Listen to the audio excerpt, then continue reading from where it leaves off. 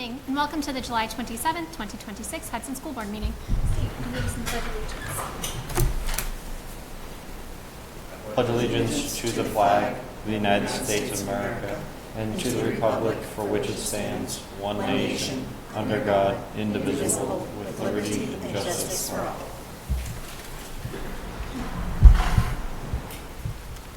So we are going to begin this evening with a public hearing. So first I'm going to open the hearing and I'm actually going to ask Dan for you to explain a little bit about the purpose of the meeting and the unexpected revenue, and then we will discuss it. Thank you, Ms. Dion. So in the public hearing statement and in the financial statement that has been updated for the board and the public this evening, you will see the updated revenue that was received, unanticipated revenue, and the action that administration and the superintendent are seeking is for that unanticipated revenue, roughly, actually I will give the exact dollar amount here, $539,531, to use that unanticipated revenue for particular projects that came up both within warrant articles that were voted and approved by the voters, as well as end-of-year fund project requests. And the grand total of those projects between the approved warrant articles and the end-of-year fund requests comes to $977,708. When we looked at our financial expenditures for May, and there's three different buckets of money. There are the encumbrances expenditures that we have in the general checkbook, as Jenny would say.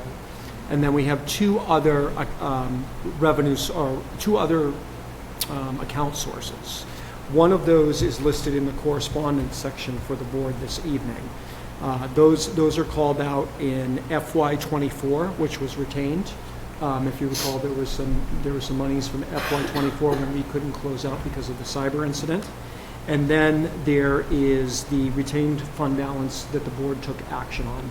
Those can only be used for specific purposes and not for purposes such as warrant articles of end-of-year fund balances, because those need to come from the fund balance. So they're different buckets of money would be the way I would describe it. So the request is to use that unanticipated revenue to make sure that we are not running as close as we are with what's in the FY26 budget that's left. Are there any comments or questions from the board regarding the unanticipated revenue? Dan? So Dr. Mullis or anyone on the other line can clarify. These unanticipated funds are not, can you explain why these unanticipated funds are not going to be considered for, like, saying, offsetting the tax rate? So there's two other lines. One is the fund balance from FY24, which was the unassigned fund balance, which is on that financial statement of roughly $863,000 and change. And then there was the restricted FY25 fund balance that the board took action last fall, which was roughly 1.3 million. Those two numbers, which will be approximately $2.1 million, if the board takes no action in the next couple of board meetings, that money will go back to the taxpayers. But this unanticipated revenue, the concern that we're talking through with our finance team and the business administrator is this representative orange or peach line here. That is going to probably be a lot closer than we would like to support these fund balances from warrant articles that were approved and these end-of-year fund balance requests. Sure. So one of the leverage points that the board has is you can use your unanticipated revenue to make sure that we have enough of a balance there. Okay. And we did have a conference call a couple of weeks ago with our auditors to make sure this was the right prudent step to take. Okay. Yeah, I just want to make that clear for anyone who's listening at home, anyone in the audience, that money cannot be used to offset the tax rate for the town. So if the board took the unintended fund balance. So if the board took no action So if the board took no action to use that unanticipated revenue, Yes. then that could go back. Okay. It could go back. But our concern, my concern is with what's in the general ledger checkbook right now. We're running a bit closer than I would like, and I think our business administrator would like. Okay. So one of the leverage points we have is to use that unanticipated revenue to make sure that we're staying in a good place with the general checkbook. Okay. You still have those other two anticipated retained fund balance from FY25 and unassigned fund balance from FY24. So there will be, pending any board action the board takes in the next couple of meetings, there still will be roughly 2.1 million if the board, depending on what action the board takes, that there's still money that's going to go back to the taxpayers. But that unanticipated revenue, we feel it would be prudent to make sure we don't run into an issue with these projects that were underway, that we stay within the confines of the checkbook. Okay. Thank you, Dr. Mullis. You're welcome. Any other And the unanticipated revenue, it's not, correct me if I'm wrong, it's not all or nothing, so we could choose to put some towards the future. We could return some to the taxpayers, like we don't have to take action or no action on the entire unanticipated revenue. Could we divide it up? That is true. That is true. You could decide as a board not to take that. The recommendation would be from administration, and for me as superintendent, is that unanticipated revenue. My recommendation would be to leverage that for these fund balance projects, whether approved by voters or approved by the board, to make sure we're staying balanced with the FY26 current, the budget that we just closed out. It's also important to note that in our audit that happened last week, we won't have what the audited number is for the FY26 until probably the next month or so of what they close out. So that's why it's running close right now, and a little bit closer for comfort than I would like. So we don't know that number until another month, you're saying, so Yeah, so the board will give their final report late fall, winter, but we will have a good idea of where our fund balance is going into the end of August and September, which is typically the time frame that this board will take action if they want to retain any money, if there's money left to retain. But those can only be used for specific purposes and not for purposes for these types of projects. Someone correct me if I'm wrong. The way I'm thinking of it is more, it's 6 of one, half does the other, meaning we have X amount, 900 and change, whatever you had read earlier. We have that in projects that we want to spend, and the debate is simply where does that pool of money come from? So the better, I mean, at the end of the day, you sum up the accounts, and whatever is not spent is going back, whether it's a portion of the unanticipated or a portion of the other one. It's the sum total game. So regardless of where, I think your point is there's more comfort and safety in paying for it out of this one. Right. Regardless, something's going back because it's coming out of the total sum between all of the pots. It's just which pot do we use at this point in time to pay for the projects. That's well stated. And I think our action is just to authorize this to kind of go into that pot. Because I don't think we can just have unanticipated revenue and just immediately shift it in to the fund balance group. So I think, yeah, mostly this action is just to bring it all together and authorize it to use for projects if needed. Otherwise, we take the net balance. Right, so the mechanics of it is really to have a public hearing, have the board discuss that, close the hearing, and then take action on that unanticipated revenue, depending on what action the board wants to take. Okay. So it's one of the mechanisms that the board has at their disposal. comments or questions from the board? Is there anyone here in the public this evening that has comments or questions regarding the public hearing specifically?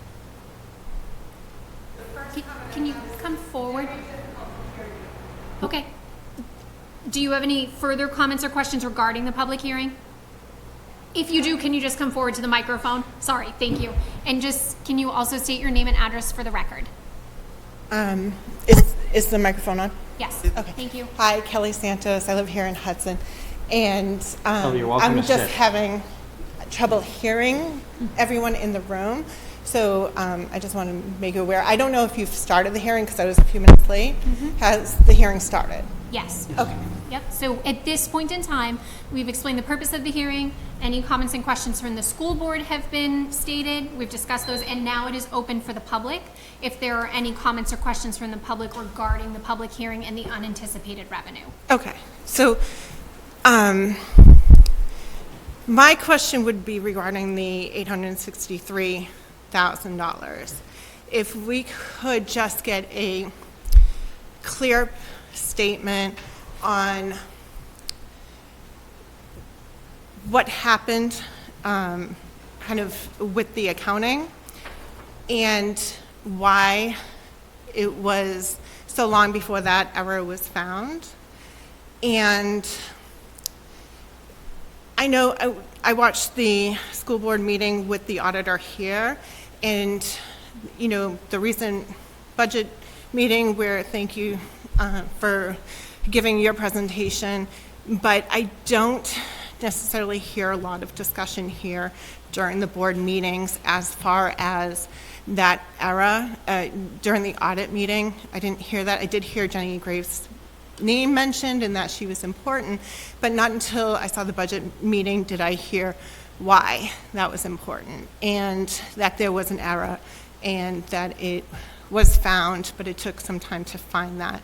So I just wanted some clarification here as to, because I know Mr. Can I just may I just jump in and ask a clarifying Well, I just want question? to acknowledge Mr. Kilroy for being at the budget meeting and trying to answer those Yep. questions. So it sounds as though your question is related to the payment with the town and the school district. Is that correct? Right. And not specific to this public hearing. So Well, is that related to the monies that, no, they're is being- separate. And so okay. certainly we can take your question and either provide feedback tonight or an answer later on once we have time to discuss.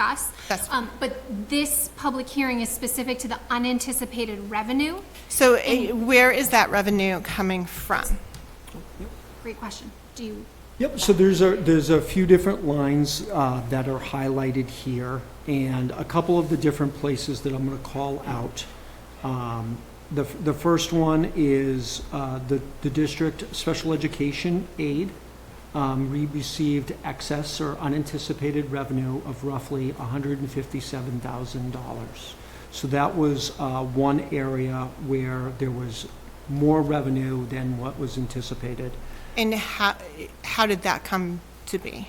So that's that, and Ms. Borges is here this evening. That is based upon a formula of special education aid that all school districts receive in the state. When we initially receive that, there's what we know as anticipated aid, and sometimes that can be more or less. In this case, good problem to have. We received more than we anticipated, so that's one of the buckets of unanticipated revenue that we received. Yeah, so special ed aid is wonderfully complicated. It is very much a formula, and it's a reimbursement model. So we estimate what we think we're going to get in returns when we build the budget, but you won't receive that money back for a full year plus. So, and the way that money is calculated is we have to submit invoices and expenses for individual children to the state. And if that individual child exceeds what they call CAP, which is 3.5 times the average pupil expenditure, then the state will reimburse 80% of what comes next. It works like an insurance plan. It really does, like health insurance. Okay. Then if you continue to 10.5%, then anything over that threshold, the state will reimburse 100%. If the full amount is budgeted for at the state. So then there's another level that comes on top of it of being prorated, which there has been legislation to try and correct that part because there have been years where that prorating has been pretty significant. There was one year in particular where it was hundreds of thousands of dollars were reduced. So this past year, we were fortunate in that our returns, they're also audited. Every return that you send to the state is audited and it has to pass muster. Our returns went through the audit process very cleanly. We didn't have to reduce anything. We were fully funded on our reimbursement, so it just came out a little bit higher than we had initially anticipated. Okay. Was that due to the change in the number of individuals? It has to do with cost, not number of individuals. So it wasn't necessarily more individuals that qualified, it was the total expenses. Oh, I thought you had indicated that the formula was based on the individuals. It is. It's based on each individual student. If that individual student exceeds cap, then you're eligible for money back on that student. So, yes, it's about total number of students, but really in this case, it was about cost of what that cost, and that's how we got more money. As opposed to there were more students eligible, because there weren't. Or were there less students eligible? It was roughly about the same. I don't have the exact numbers in front of me, but it was pretty steady. What tends to happen is every year cap gets higher. So you kind of chase it in order to be able to be eligible for a reimbursement. Okay. We are looking at, in not this coming year, the year after, cap is going to go lower. Okay. And that's the special education cost. And what were the other revenue streams? So the other revenue stream that was also a very significant unanticipated number is, it's called other local revenue, and that number is $197,347. The majority of that is due to a reimbursement the district received from our liability insurance carrier, Primex, when we had the Alvern fire. So because we had the Alvern fire, there was some damage that happened, there was some reimbursement that we could apply for to do that repair work, and that was additional revenue of approximately a little over 100,000 for that 169,000. That was the other, I would say, big contributor to the unanticipated revenue that was received by the district. There's some other smaller amounts of money, such as E-rate, that we received for technology. That was 16,000 and change. But those two areas that I had mentioned were the two most significant portions of unanticipated revenue. Okay. As Any with other questions specific to the unanticipated revenue? Yes. So based on my understanding, and it's limited, but where part of the hearing is determining, where those funds the board may allocate some of those funds, correct? So I know there's a lot of discussion about the food budget. Is there an option to offset some of the food budget costs utilizing the additional revenue? So I can answer that. The board took action at the June meeting, separate from the discussion that's going to happen tonight due to some deficit that used end-of-year fund balance to bridge some of the deficit that the district had for food service costs. That can be used by the board. Some of the other components that will be talked about a little bit later is in a presentation that Ms. Graves gave at the June 15 meeting, and I'll talk about again tonight, is we want to make sure we're closing the gap, as mentioned at the Budget Committee meeting last week, between revenues and expenses. And the hope and the goal is to have those two costs be equal. Mm-hmm. Right now, we have a bit of a deficit with the amount of expenses we have versus what we're getting from revenue. So one of the charts and graphs that I mentioned at the Budget Committee, Ms. Graves mentioned it at the June 15th meeting, is you want those two numbers to be pretty stable to balance each other out. Mm-hmm. So that'll be separate action, but the board did take action at the June 15th meeting due to some deficit that, in closing the books at the end of the year, that they did take to close some of that deficit there. But I think her question was, Dr. Moses, could we use some of this unanticipated revenue to put towards our existing food debt? That was her question. We've already addressed, but that, given the action that we took in June, we addressed the food debt for FY26. And when With you took our that action in June, was that to increase prices? We have not yet. We took action earlier on in the In the school year. and then we are going to be reviewing meal pricing again Right. this summer. But we've made adjustments to a la carte pricing and other meal pricing earlier on during the prior school year. But those And are then actions to help reduce the potential Yes. food debt for the upcoming year. So the previous year, that debt has already been accounted for. We don't have an outstanding food debt at the moment. Yes. We can't use previous year funds to kind of pay ahead to an anticipated deficit. The actions we can take at the moment that we're going to continue to discuss are around pricing to hopefully close the gap between revenue and expense in the food category. And then if there's a deficit, that's not something we could address until the end of this coming fiscal year, because we're kind of bound year by year with the funds to address them that way. And so The additional during- revenue could not be used eliminate an additional increase in cost. So I think what That is Ms. correct, because we do not, the potential additional increase in cost that we'll discuss at our August meeting is to, again, try and mitigate the risk of future meal debt. We don't yet know exactly what the debt potentially for the next school year, 26-27, will be. And any actions we take at the August meeting are to an attempt to perhaps, hopefully, reduce that debt that we have had for the last several years.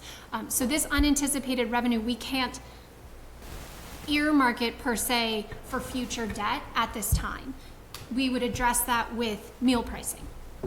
So I think another way Right, what to, I'm trying to ask is there a way to keep the meal prices low? Rather than not continue using to this money. increase them, not using this Yeah, fund? unfortunately, yeah, they're very limited. Like that would be a retained fund balance, and there's a very specific subset of purposes we could use that money for. And unfortunately, something like food debt is not something we could This keep a fund specific balance. money is for our last fiscal year, which ended July 1, so it's wrapping up the year-end books right now is really what this public hearing about this info is about. Okay, I just wanted some clarification on that. Absolutely. Okay. I think that's it. Thank you very much. Thank you for your questions.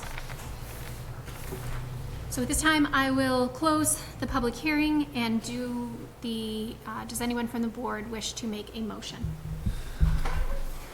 Make a motion to accept unanticipated FY26 revenue in the amount of $539,531 received pursuant to RSA 190:20-B and to authorize the district to expend those funds for the completion of projects and the purchase of goods and services identified on the attached list, which the voters authorized to be funded from the available June 30, 26 fund balance at the March 10, 26 annual meeting, and which the school board approved on April 20, 26, May 18, 26, and June 1, 26. Second for discussion?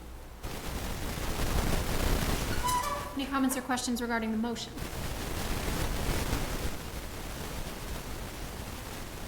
Seeing none, all those in favor? Aye. Aye. Any opposed? Nay. Nay.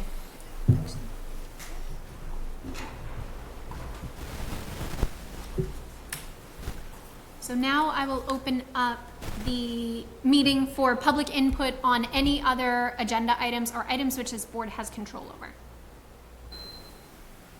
Okay, so next we will move to our presentations to the board this evening. We have Technology Director Chris Jamrock here this evening to present the technology update and also discuss that learning management system pilot. Thank you for coming tonight. Of course. All right. That's going first.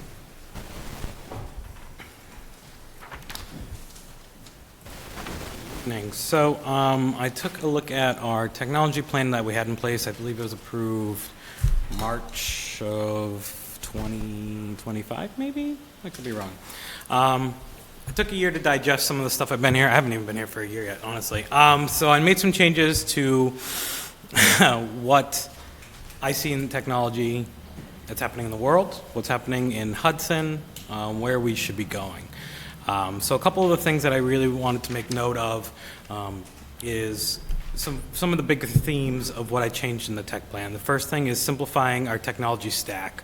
So a big thing that means is we have a lot of platforms, we have a lot of different tools, and trying to pull them all together and get them under less houses, if you will. I have things that, for example, this isn't the case, but for example, maybe our phone system is done through one company, but our lines are done through another company. Like bringing that all into house, into one company that I can call up and say, hey, this is going on, and get some help with. That's a big part of what I've been doing. Reduce the operational risks, so we're looking at getting more robust backups and getting a lot more support for the products that we are currently using or the ones that we're going to be going to. Keeping those refresh cycles more predictable. This year was not great when it came to pricing. Luckily, you guys approved the purchase of a bunch of laptops with last year's funds. That's really, really helped out, as you'll see in a chart coming up a little bit later, which is also in the tech plan. And then the introduction of AI and its safety and how we're going to, make that a part of curriculum, basically. So some of the big things that we took care of in the tech plan was some infrastructure stuff. So virtual desktops, those don't exist anymore, so took that out of the tech plan because we don't use them. Munis is no longer our financial platform. Mostly, there's still bits and pieces that we're still dabbling in, but soon that should be over with. One of the monitoring tools that we've been using, we were in a contract for about 3 years. This is the last year of it for network and stuff like that. So if something goes down, I get an alert or it kind of pinpoints things. It's a super useful tool, but I'd like to reevaluate. I think that's something that should be looked at, especially with the end of the contract. Backup solution, I think we need something a little more robust with a little bit more support. And that's something that I'm going to start looking into as well. We have backups now, so that's great, but we can always improve on them. So I think that's the next step. And then virtualizing in general. Right now we have things on, it's called VMware and Hyper-V, and they're kind of all over the place. So that's bringing it, again, back into my technology stack and consolidating it and making it easier to manage one thing instead of 10 things for the exact same thing. Chris, can I ask you just a question Yeah, about one of absolutely. these specifically?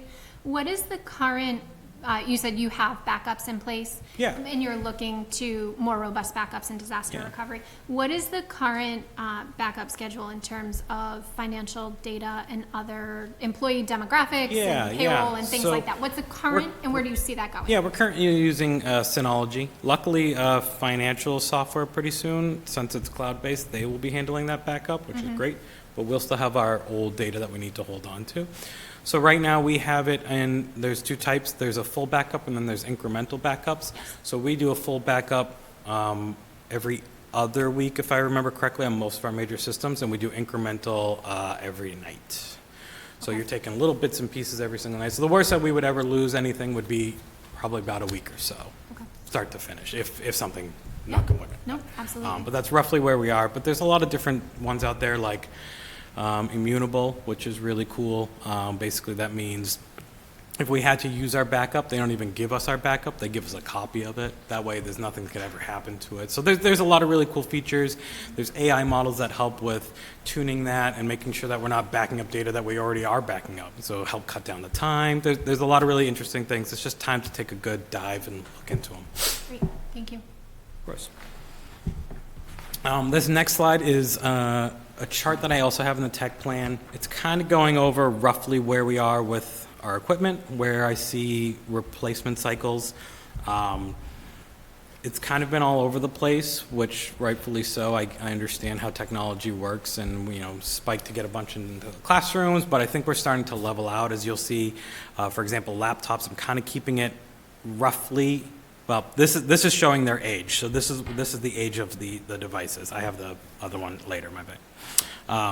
So we're getting up to the point where servers are starting to get up in age, and we're going to have to start looking to refresh those. We have a bunch of switches. Those numbers are confusing because some of them say that they're 8 or 9 years old. Those aren't core switches. Those might be little offshoots, but there are some of our core switches that are getting up in age that need to be recycled. Basically what happens is they may work, but they're at the end of life, which means they won't get tech support or firmware updates, which just makes us vulnerable. And if you pick up the phone and say, hey, I need some help, it's broken, they say it doesn't exist anymore, good luck. So we want to get ahead of that curve, and that's where we're kind of getting to the point where we need to start upgrading some of the older ones. And I did that for pretty much everything that we have going on. Printers were just redone and copiers, so those are good for a while. Desktop computers, we just consistently snag a few every year for all the classrooms, and then obviously laptops as well. And this is kind of pulling that age. We have a inventory software that I kind of just pulled these numbers because, again, I've only been here for yes. Sorry, absolutely. Just on the last slide you were on for the phone system, just kind of seeing that's a 1 of 1. And Yeah, so it's yellow. a full phone system. Yeah, You just snag and it all it's- at once. And it's in yellow. Is there? So What does what that we're look using like in the now, next the couple phones are fairly decent, but the system itself is older. We're using, it's called Free PBX. It's a free software as well, which makes me a little hesitant. That's something that I'm also, later on, you'll look and I'm looking to upgrade the phone system too. That's something that I'm going to be projecting out and looking into, reevaluating what we have, see what's out there. Ideally, using the same phones we have, but a different backbone structure might be better. So we're kind of in that range where we want to start doing that. Would you mind, for the public and others, sharing how you're using, and you noted a little bit about this, how you're using something like this, an asset life cycle, for budget planning purposes? Yeah, this is actually basically how I plan the majority of my big purchases for budgeting, is finding, personally, when it comes to budgeting, I like to find the big projects, say, come up with 3: server, switch, phone system. Not going to do all 3 in 1 year. That's a lot to ask. I like to break it up, and this chart helps me say, okay, we got time on servers. Great, switches look more important. Let's do the big purchase on a switch this year. Let's get that squared away, and we can do servers the following year, or phones, or whatever. That way we don't have these huge spikes, and try to keep it more consistent on 1 or 2 bigger purchases every year for this larger life cycle that we have. And that's how I like to try to budget, to try to keep it more consistent at least.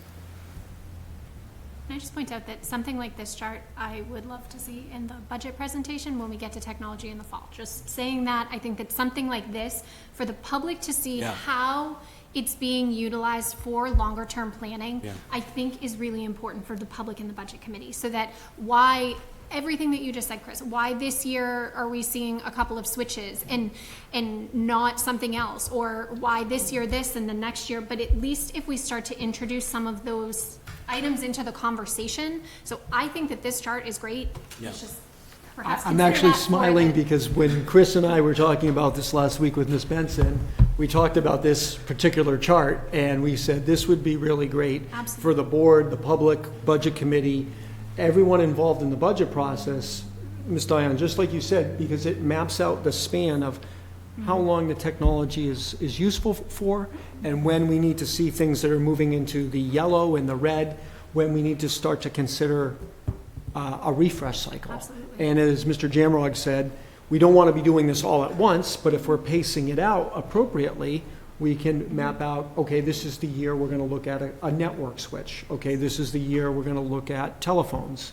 And so they're all mapped out. And we actually had the same conversation last week as we were talking about this presentation. I have a nice laundry list, don't get me wrong. We can bring it all up front, but it seems pretty unreasonable. So I think this is a great way to kind of break it out and see where the critical needs are and start picking at that, and then you fall into a nice cycle. I like to keep a nice little cycle when it comes to equipment, because it's a lot. And I think that something like this, I will just say, we as a school board, we're relying on those of you that are the experts in these areas. And so to hear you speak to that, I think that it only helps us also plan. And then people like the budget committee members and others in the public, again, why is technology, quote, always going up? Or why?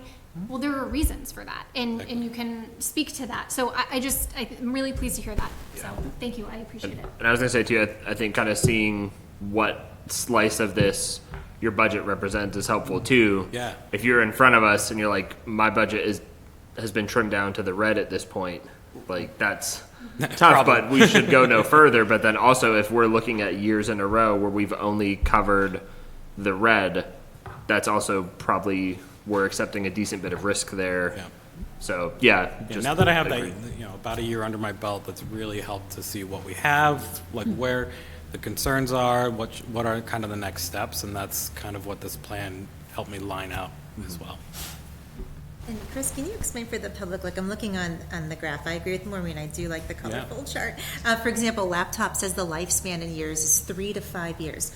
When do you decide what makes you replace it at 3 years versus 5 years? Like what, is it? Yeah, because they're for like damaged or laptop says 4 to 5 years, and that really depends on the type of device too. So like student devices, 4 years is pretty much the end of it, but for some of the staff devices we have, we can get 5 or 6 years out of them because they are nicer machines in general, right? We spend a little bit more on this than we do for a student. This is going to last me 6 or 7 years before it's considered to be swapped out. But I guess that's tough because that laptop covers students and staff devices.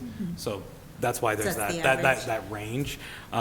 Again, yellow is more like they're not end of life, but we're getting to the point where we need to keep an eye on it, start looking at it. Red is usually towards the end of life or very, very close, and that's the real ones we need to start looking at. So when you say about like 4 years for the student laptops, is it just because these are inexpensive models, or do they get beat? Like, and are they not? Yes, Is the that answer what is it both. Okay. Depending on where you are, middle school, those get Yeah. beaten pretty heavily. But they're also on the lesser end. I did purchase ones that are a little more robust coming forward, so I'm hoping to use more of a trickle effect where, after they've used them for 4 years, we can take those and kind of fill some gaps maybe at the elementary school or better loaners for the library because they're a little bit more robust. So then we'll be able to shift that 4 to 5 to maybe 5 to 6 and start using some of those staff laptops or student laptops for other purposes. Then at 4 years, it's barely hanging on and we can toss them, recycle. We don't toss them. But, Thank you. of course. Great. Yeah. So as you can see, this is the laptop age again. This is what I just pulled from my inventory. That's pretty much where we're at. This is mostly or student devices. As you can see, there was a few bought that were long ago, and then we kind of bulked up to where we are. And that brings me to in a good spot where we can start buying roughly the same amount of laptops every single year. We won't see these big spikes where we need to fit a whole school, but as long as we keep this nice rhythm of students that are coming into Hudson Memorial, students that are coming into Alvern, and then replacing, I'm trying to do 1 grade each at the elementary schools right now, and that seems to be, that'll be a good cycle, and you won't see these big spikes. I want to show how, 1 year was about 500 laptops, and then 1 year was 1,000 laptops, and how we want to kind of keep that more consistent. Again, I like to keep, for budgeting purposes, a pretty consistent number. Obviously, with the amount of students we have or new staff, those could change, but you're not looking at 400 device change. You're looking at 50, 100, something like that. A little more manageable, I think. So this is the big one. This is why last year, I don't even know when that was, April, I asked for you to approve using some funds to buy devices for this current year. Normally, we're looking at, roughly about 360,000 a year for student devices. I'm at closer to 500,000 now between the 2 years because the price has gone up. We budgeted roughly $350 a device for students. I just bought them for $610. So we looked at a huge jump. Luckily, everyone that I'm talking with vendors, I'm talking with, Lenovo and third-party companies that are selling. They think that it will continue to grow because that's just the world that we live in, but we won't see a huge, 50% spike as is what they're saying. So I kind of projected out what, last year looked like, which was, about 365,000 total for the student devices. This year, I'm 487, which was a big jump, but you guys helped me out way more than you know. And then after that, hopefully it's just the slight graduals, but that kind of gives like a good estimate of what the upcoming years are going to look like these are student devices. Staff is, again, the same 50% jump, and then again, roughly 10% every year, maybe a little bit less. But I thought that was good to showcase where we were at. All right, and this was kind of that roadmap I was talking about. So this is going to help for budgeting and more like what my projects look like coming up. So this year, I spent a lot of time learning our systems, figuring out what we had. We introduced AI, we got a new finance software, started looking into our backups and evaluating those, keeping up with the security audit, the Rapid7 that we have and those cyber tools. And then this year, just as I started in August, all the copiers and printers were replaced. So that was fantastic. I don't have to look at that again for like 5 more years. Moving forward, we're looking at standardizing our virtual servers. So that's bringing everything into VMware instead of using Hyper-V and Proxmox. I'm using a bunch of different things. Consolidating into one makes it a lot easier and a lot more secure. I'm looking at also evaluating our content filter, which we have. That's our web filter that's on the devices for staff and students. That's just something that I'd like to do because I haven't since I got here, and it's something that's good to look at. We do get a pretty good deal, so it might be tough to find something that's comparable, but it's worth looking. Old switch replacements, that's something that's constant, whether it's a big switch or little switches, we're going to be constantly rolling into those, so I was keeping up with that. And then another thing was with the backups, looking at SAN, which is on our network versus cloud. That's a review that I'd look at this year for our backups. So what would happen is we'd still have something on site, and then whether it gets shifted off to cloud or if we put it on another site in our district, how we want to do that, looking at cost benefits and see what's worth running a whole application at a different site, or if it's worth just tossing it to a company and say, you hold on to it for us, and taking a look at the cost. That's a big one for me. Following year, looking at getting some server upgrades. I think that's about due, especially at the SAU, where some of our main things are. That's getting ready. Also, I'd like to look at backups at the same time. Usually when you have servers, you want those servers being backed up. I think we can pair those pretty well together. And then the PRTG is the network monitoring software that I'm looking at reevaluating this year because it's the last year. So at that point, I'll have a new product to use for 27, 28, so that's going to be important. Phone systems, I've already started evaluating them, but I haven't really looked at other options yet, so I want to look into that. It is important, but we have things that I want to do first, so that's why it's a little bit next year, technically. And then for 28, 29, we should have the monitoring software completed. We should have the DR's data disaster recovery, restoration testing, which we'll be doing. After you get a new one, you test it at least year, but I'd like to do monthly just to double check here and there, which is good. Phone replacement, hopefully by then, and then keeping up with the security audit and any action items. So that's talking about getting like a penetration test and make sure that, any holes that we have, we're addressing them moving forward.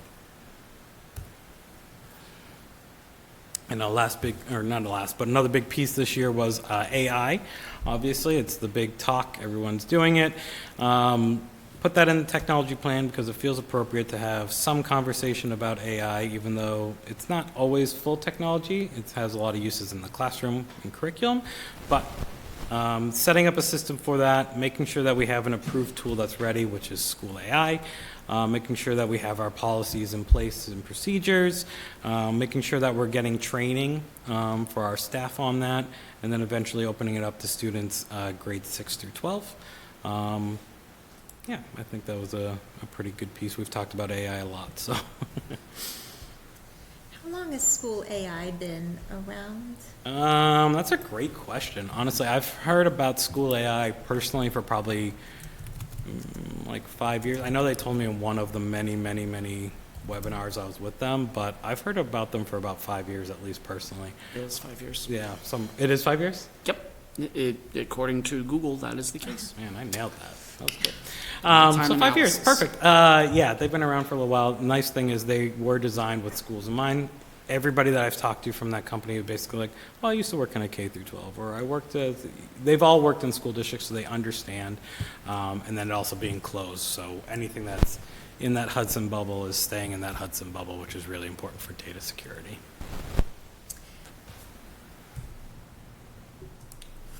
So it's School AI, can we ask questions regarding School AI? Yeah. So my questions are, I can see how it benefits teachers. What is the evidence of it improving student outcomes? Yeah. If there's any. Is there any that? So, Jessica's not here, unfortunately. I think she would be able to talk way more to that. But it is a tool that you can't hide from. I think it's not maybe directly benefiting results immediately, but at least teaching the kids how to use it properly and using the tool in an appropriate way and getting the results that they're looking for. You can just slap in, a question into Gemini and it'll spit something out. It's probably wrong or it could be wrong. So learning those things, it's like someone made a great example the other day with me, and it was old Wikipedia. Remember when Wikipedia first came out and you could go out and I could put my name on there and say that I was, king of Hudson. You could change whatever you wanted at the time. And it wasn't a reliable source, but it was a good place to go. Now it's far more reliable. I remember when I was in school, I was taught, sure, you could start in Wikipedia, but don't use that. That's not going to give you the right answer. So I think it's a similar mindset of like using this tool to teach the kids how to use it properly and not just taking it for what it is, right? I think that's part of what we have to do. But as to what they do for like benefit of grades and stuff, I think Jessica would have more answers. There's a million books and research out that she's probably looked at that I haven't. I looked at the nerdy side of it, to be fair. And just to expand on that, we did talk about that when we adopted the AI School Policy. policy. Yeah. And you had selected school AI, and so we had talked about that in some of the brainstorming things and some lessons, and Yeah. and Jessica did speak a little bit about that evening There's over some- those couple of meetings. And so the thought process with the technology committee, which was comprised of Ms. Benson facilitating that, Mr. Jamrog was part of that, we had teachers on that committee, is really to have it be used as an instructional resource. We know that artificial intelligence and AI is here to stay. It's not going away.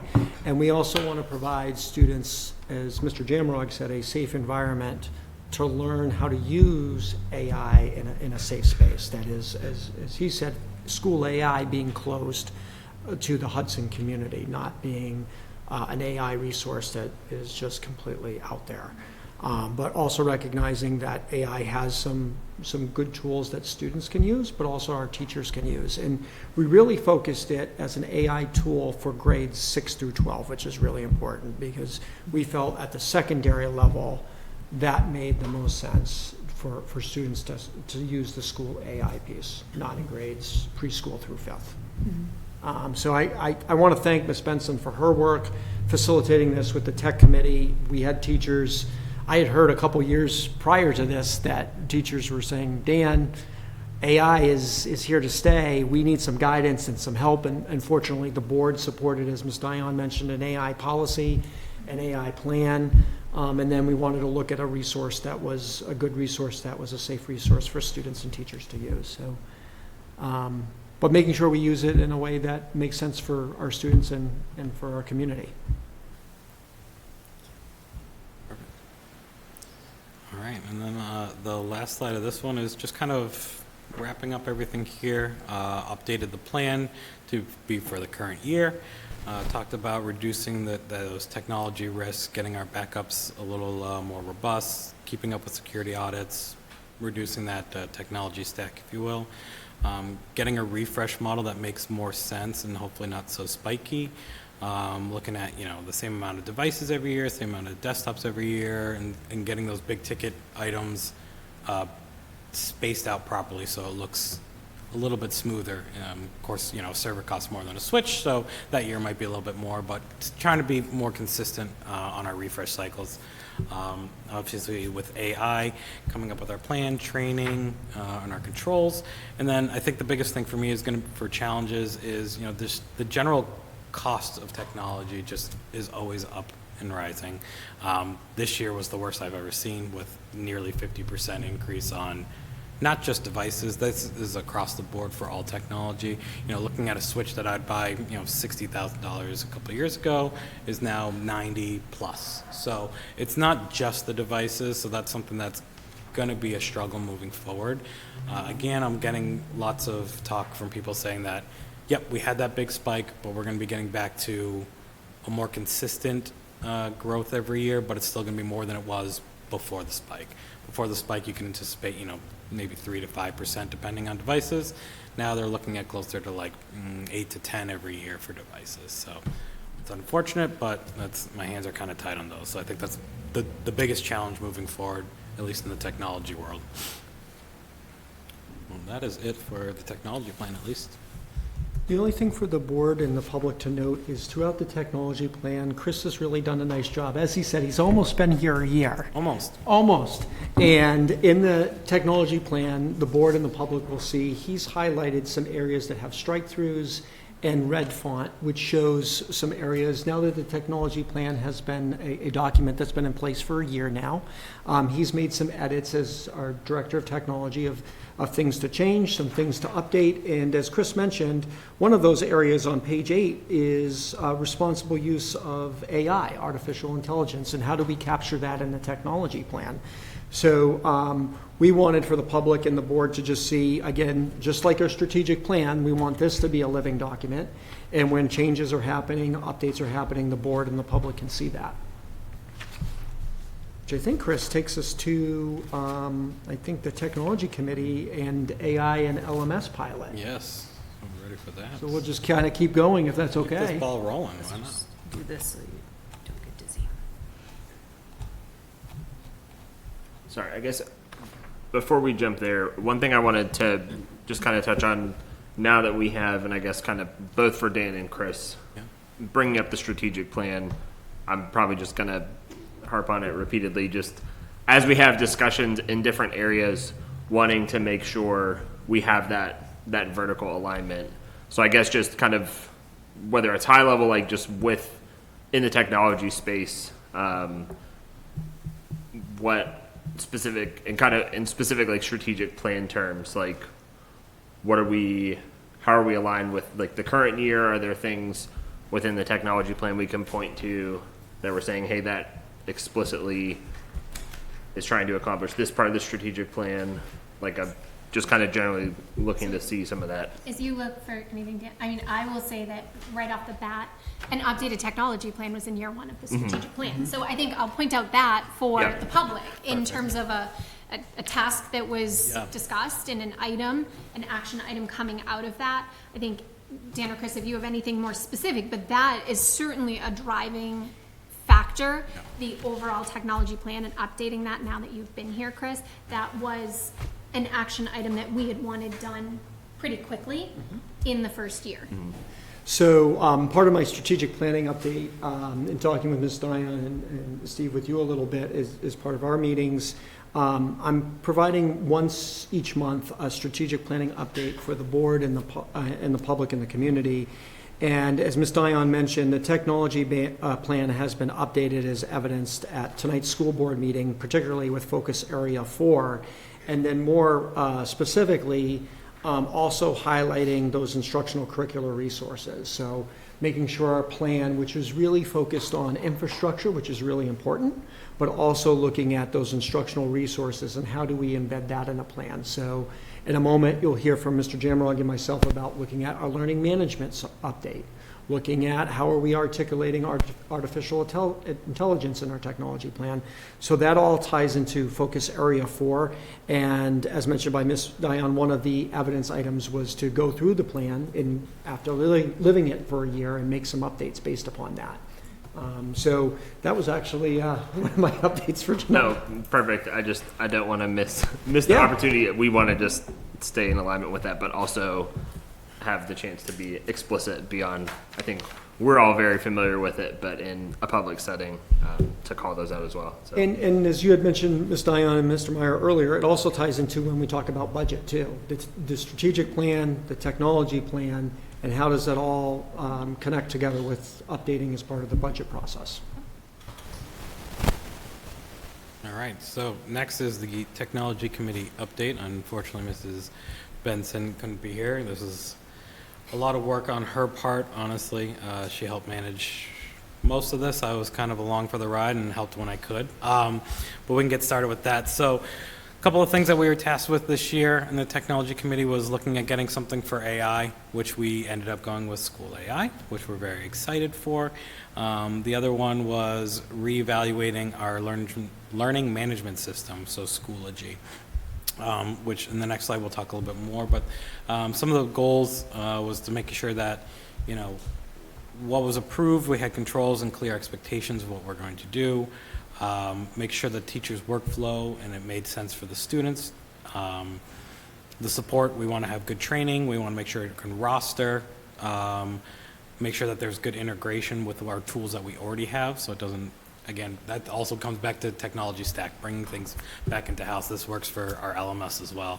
And now we're kind of talking about what the pilot costs are going to look like, long-term costs and our kind of goals. And then another piece was parent access. After reviewing these 3, we reviewed Schoology as well, Google lacks a lot of parent access and would require an additional software, something like a Parent Square, for example, to kind of make up that piece. Because as we surveyed early on, parent communication was a really important part. So Google lacking in that, we figured if we coupled it with something that does help in that area, like Parent Square, which is very popular in the state, that would alleviate that problem that it's lacking. Going down to the next slide, for our LMS costs, to pilot Schoology is no additional cost this year because we're paying for Schoology, which is fantastic. Google Classroom is, we're looking at possibly about 200 licenses, which is $6 per user per year. So that'd be about a $1,200 check to get that piloted. And then Canvas, which was their other third option to do a limited pilot with support and privacy and all the training that's needed, is $7,430. So I guess what it comes down to, Mrs. Benson and I kind of talked about this a lot, is what direction should we be going? If you look on the bottom of that slide, we need to either confirm are we doing Google Classroom, Canvas, or both for a pilot. And then we'll work on who will be piloting, how we're going to pilot that, and come up with a rubric. But we need to start with what it looks like from your guys' side. What route should we go down? Having this information, these were our top 3 contenders. And unfortunately, pilots, they will not give us anything or any. These are discounted, by the way. At least Canvas was to get a pilot. But this is kind of where we're at. And our hands are kind of tied until we know what to do next. Any thoughts from the initial thoughts from the board, Ethan? If you asked, I am ignorant to the exact members on the technology committee. Yeah. If you asked them to vote right now, what would they vote? Wow, that's really tough. It's pretty split. I mean, it can't be Canvas, right? Because nobody has experience with Canvas, I would guess. I mean, there's a few people that have experience with Canvas. Yeah. I for one, have experience with Canvas. We have someone else on the committee that teaches at a college and uses Canvas on the teacher side. So there Do you is. use Canvas in Litchfield, Chris? Or? No, I did not. I use it. I'm going to school for Okay. a program, so that's where I use it. Are we aware of districts in the state that use Canvas? K through 12, I think there was a couple that are starting to use it. I can't remember. They did give us the name of 1 or 2, but it's still fairly new for a K through 12 environment. It was really geared towards like a college environment, but they've modified it so it fits well now in a K through 12. So they're fairly new. Do you have experience with Classroom and Schoology as well? Yes, I've used both. Can I put you on the hot seat for a minute? Yeah, go for it. What would you pick right now? I will stand by Google Classroom is not considered an LMS. I think that's the best way to describe it. It is not considered an LMS, and if you ask Google, they will tell you it's not an LMS. Schoology is an LMS because it has all the extra resources that Google Classroom does not offer. Hence why we talked about if we went with Google Classroom, we would need something like Parent Square to make up for some of the pieces that it does lack. It's very easy to use, but it is not considered an LMS. Dan? Yeah, and I'll back that up, Mr. Jamrod, being, kind of experienced with Google Classroom for the past 15 years or so, both at my previous job and my current job. You're absolutely correct. Google Classroom does not have that same level of parental oversight as, say, like another LMS would.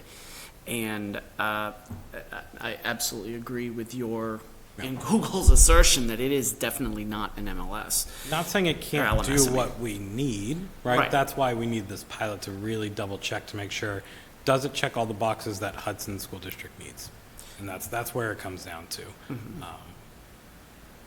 Heather? What could Canvas potentially replace? It would replace Schoology. Okay. it Yeah, would be that would replaced, just okay. be a basic swap out. They are both LMSs, they're designed that way. They have calendars and communication, and they have all the bells and whistles that an LMS you would expect to have. So like, just a follow-up question, so if parents have like, for example, Backpack, and they have Clever, and they have Sense of Schoology, they would still have now Canvas with all those other, Yeah, all those other things would stay. Yeah. The only thing that would swap out is you It's take just Schoology Schoology. out, you put Okay. Canvas in. Those would be a direct swap, basically. thank you. If we went all in on Canvas, is it cost prohibitive compared to Schoology? Like, I know there's a pilot cost here. What's Yeah, the total cost for all 3 of them? I actually don't know the full cost of Canvas, to be honest, but I remember them being all pretty comparable when we decided everything all together. So there isn't really a savings going from Schoology to Google Classroom because you $6 per user per year, which is for also students. So that's why the price goes up pretty high. And then also tacking on Parent Square with that as well. So everything gets roughly in the same ballpark when you're looking at them. I'd have to double check Canvas though, what their final product was. This was just for the pilot. I mean, I don't think if it's going to be cost prohibitive, there's no reason to even discuss it. If I recall correctly, and I haven't looked at the numbers, I believe, and I'd want to check this, that Canvas, Schoology, and Google Classroom were pretty close. comparable. Pretty close. Pretty close. I don't have the exact numbers, but I think they were fairly comparable. And I'll share my opinion as one board member. I would like to see a pilot of, I mean, we're currently using Schoology. I would like to see the other two programs piloted. I think that much of the feedback that we've received since Schoology went live is that the decision was made rapidly and in a vacuum, and it was not communicated well. And so and that has just continued to compound challenges for parents and students and families. And so I think that to do this well and to do it right, I would like to see a pilot of the two additional programs with teachers and hopefully families, I certainly hope, are involved, because the feedback that we've received since day one is about the challenges with Schoology. And so I think I would agree with Ethan, if one of them were cost prohibitive, but I'm not hearing that, and so I would like to see a pilot of both Google Classroom and Canvas for the same duration of time, whatever the committee decides on. That would be my personal opinion. Ethan? So I'm torn because, admittedly, I don't have a solution, and I hate not doing that. I hate pilots because the history, from what I was told on Schoology from people who sat on that similar committee, is they were tasked with coming up with a recommendation. They recommended one on Schoology, and then Schoology was selected. So often with pilots and committees like this, you're kind of doomed from the get-go, because no matter what, people are going to be unhappy, and they're going to say, you go in with the best intention, right? You go into it saying, we're trying to get input and we're trying to get stakeholder input and make a decision based on that. But no matter what, you're going to be going with a program that 2/3 of the group didn't use, and they just spent a boatload of time trying to figure out and use. So pilot programs on everything, including the pilot programs for not iReady, but the other ones that those take bandwidth that I don't know that we totally have. And not technology bandwidth. They take teacher bandwidth, and it takes a large amount of time and effort for our staff to learn these, to work through them, and then ultimately 2/3 of whoever, well, again, I guess it's a half because we're already using Schoology, so my math was wrong. Ultimately, half is going to have to then the next year learn the other one if we change it. So yeah, I think conversely, and again, I wasn't here when the last one, Schoology, was in place when I got here. I think conversely, though, if we don't bring members of our teachers and our technology committee, and say it's Dan Moulis or Jessica Benson or Chris Jamrog in a vacuum, there's just, we're going to go with this learning management and put our stake in the ground and say this is the learning management system we're going to go with. I think that also could be, that could present a lot of challenges as well. So I think we're being very purposeful with having the committee. I do like the idea of if the board is willing to pilot both, so we're not closing the door on one of these learning management systems, and let folks either on the committee or other teachers that are willing, and I think Ethan makes a good point, that are willing to pilot it. I think the worst thing we could do is say, Heather is one of our classroom teachers, we're going to have you pilot this program. That would be if we can get their feedback and their interest, as opposed to us saying, hey, we want you to pilot this program. So that was my next question. Are they being asked to pilot, or do they want to pilot? Yeah, we talked a lot about in technology committee, and a lot with Mrs. Benson, honestly, of what the pilot's going to look like. Do we say 5th grade, congratulations, you get Google Classroom? That didn't seem fair. I know she has a great plan of reaching out to teachers that she believes has the bandwidth to handle this, willing to learn something new to pilot it, and it would be upfront, like, this is what you're getting. This is going to be a lot of extra work. Are you willing to do it?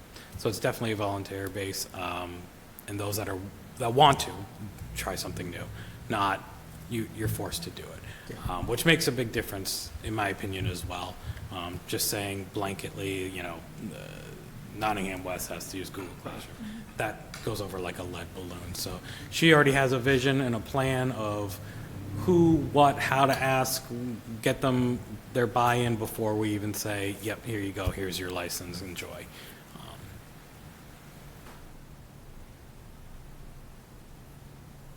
Other thoughts from the board? Yeah. Any other thoughts, comments? Dan? Mr. Jamrock, how did the committee settle on these three? There's a couple different ones that we reached out to. One was non-responsive at all, so we're like, no, it's probably not the one for us. That's not a good start, right? When we're trying to buy a product from you and you don't respond, support's not going to be helpful. Schoology made sense, obviously, as to why we went with that. Google Classroom was, it's so big that we can't avoid it. And it's been talked about. I believe it was used before Schoology, before I was here as well. So that one kind of made sense as well. And then we kind of just poked around and played with a few and experimented. And Canvas being used at a lot of colleges made a lot of sense. And we got a couple demos, and it was one that, after the demo was done, we're like, yeah, we could see us using that, or that's definitely worth, in our conversation saying, yeah, that was worth something that we should dig a little deeper into. And that's kind of where we came up with these. We didn't want to have 5 or 6. That doesn't make any sense. That's too much. And really 2 would be kind of tough to go between as well, because then, Ethan's point, 50% are going to like it, 50% is not going to like it. This, we get a little variety.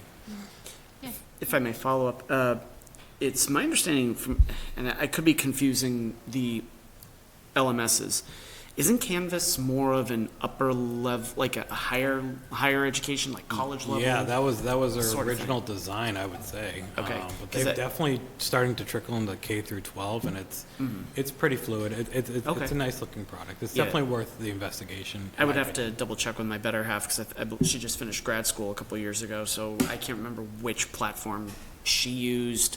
Yeah. I'm confused. Yeah, my between Blackboard and Canvas. university swapped from, I think, Blackboard to Canvas, and Okay. as a student, I can tell you that was significantly better. Okay. So same piece, Chris, that I had experienced back in the day, and truthfully, I've somewhat advocated for Canvas whenever we discuss LMSs, because even just the transition, again, we didn't really, I don't know that we had necessarily LMS when I was in high school here, but the transition to an LMS in college, and then there was Blackboard, and then the switch to Canvas, and the relief of knowing Canvas as a product before you matriculate to a post-secondary ed would be a tremendous upper hand, in my opinion. That was one of the And conversations. very good we point. definitely had, yeah. Similar to what you're saying with Google Classroom, Canvas is unavoidable at the next level. It really is. Yeah, that was another reason why we kind of even roped it in, because, anybody that's in a university now, especially if you're doing online classes, most are doing, or a lot, I should say, are doing Canvas that I've seen out there. So it kind of made sense as another option. Any other feedback from the board regarding the pilot?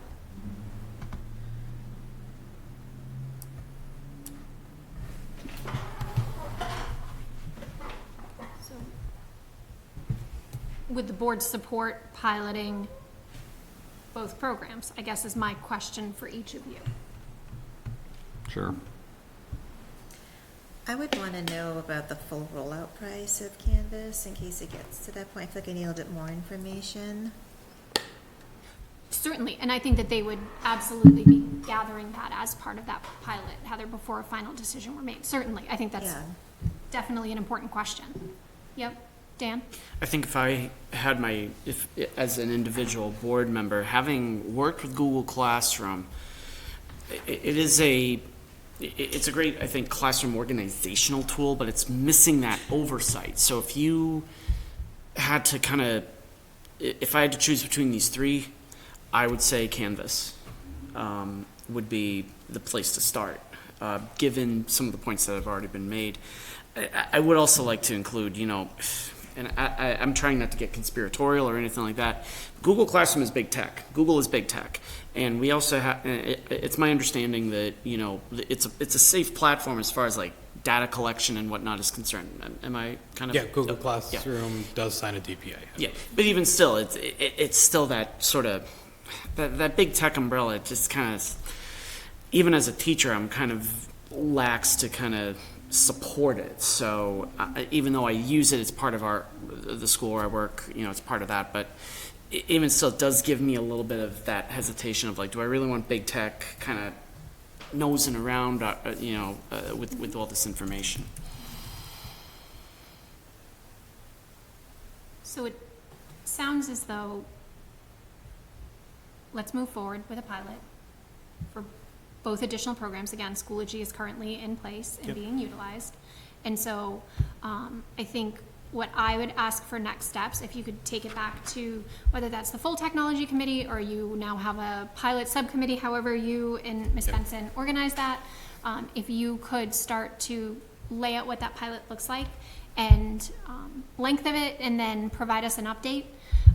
Obviously in a few months with sort of the direction of how many people are involved and what does that look like for timeline. And just so that we have, as a board and the public, have an idea what this pilot looks like, I think would be certainly helpful. I know we mentioned it when we first presented the LMS. Maybe this has shifted a little bit just because of the nature of, time. But we can definitely get, a regular update as to what things look like and the next steps. That makes a lot of sense. Absolutely. Yeah. Point of order, Madam Chairwoman. Do we need a motion to authorize this?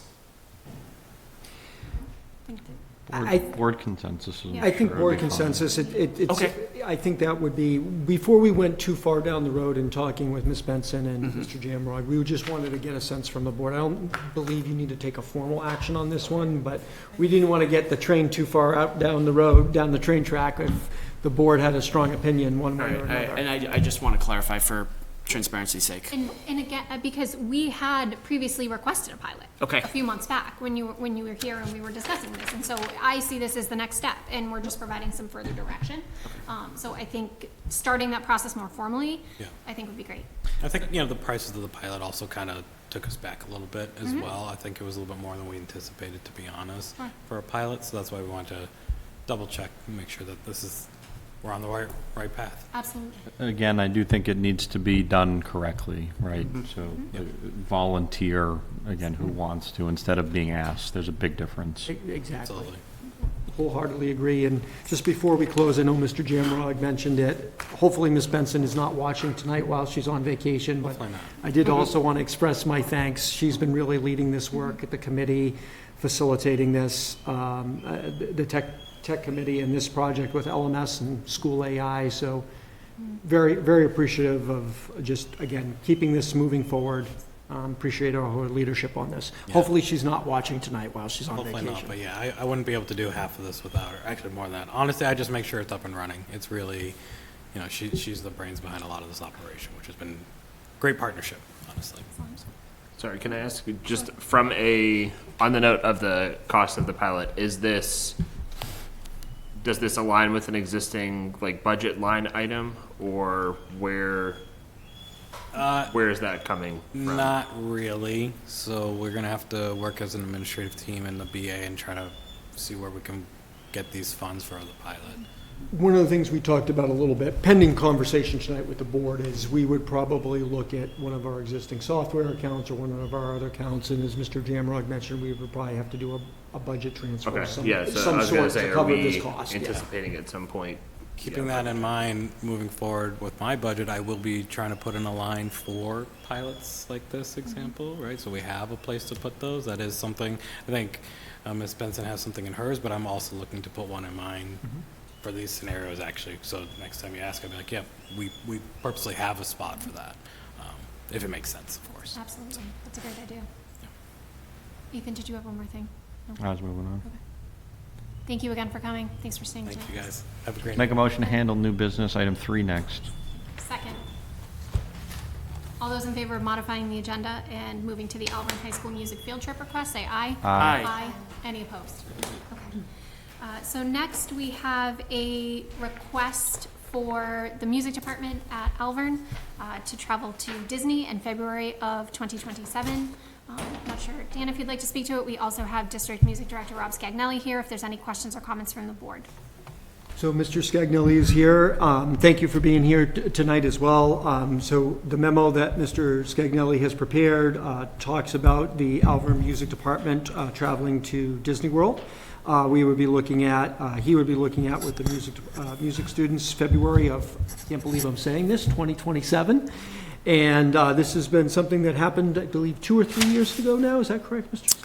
The music department typically plans a trip every other year. So not this past school year, but in April of 2025, we went to England, and in 2023, we went to Disney's. Disney's kind of like the every 4-year one. So since 2002, the department's gone 6 times on the Disney trip. This would be the 7th, sort of on that 4-year rotation.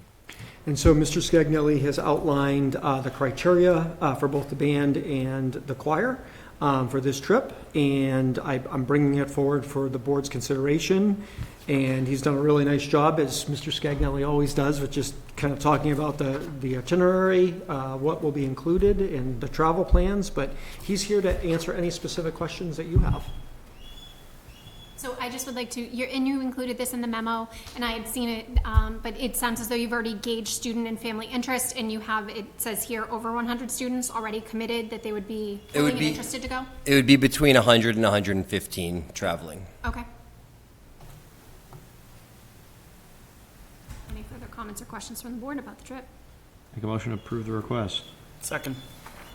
Discussion on the motion. All in favor? Aye. Any opposed? Excellent. Great, thank you. Thank you. Easy peasy. Could I, and I know that we're looking out quite a ways, let's just also, we would love to hear, and we didn't a couple of years ago, let's hear from some of the students and yourself and any other staff that would like to come back to the board after. We always love to hear from students, and so let's just think about that in the spring of 2027. I think that would be great to hear from some of them about their experience. We've heard from some other trips and some Sure. other students. Be happy to do that. That's okay. I actually, is it too late to ask a question? Go ahead.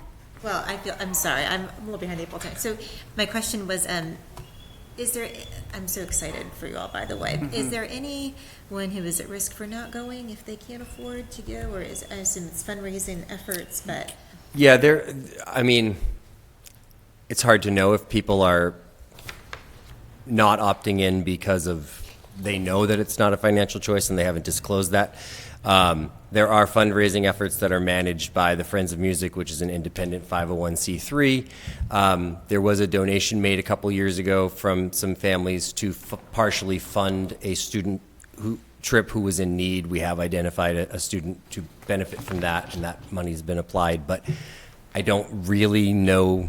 I wouldn't know how to ask that question or get that information really. Oh, yeah, I guess my question was, so if it comes down to it, if you can't afford your portion, you forfeit. Clearly you can't go. I know you've made a.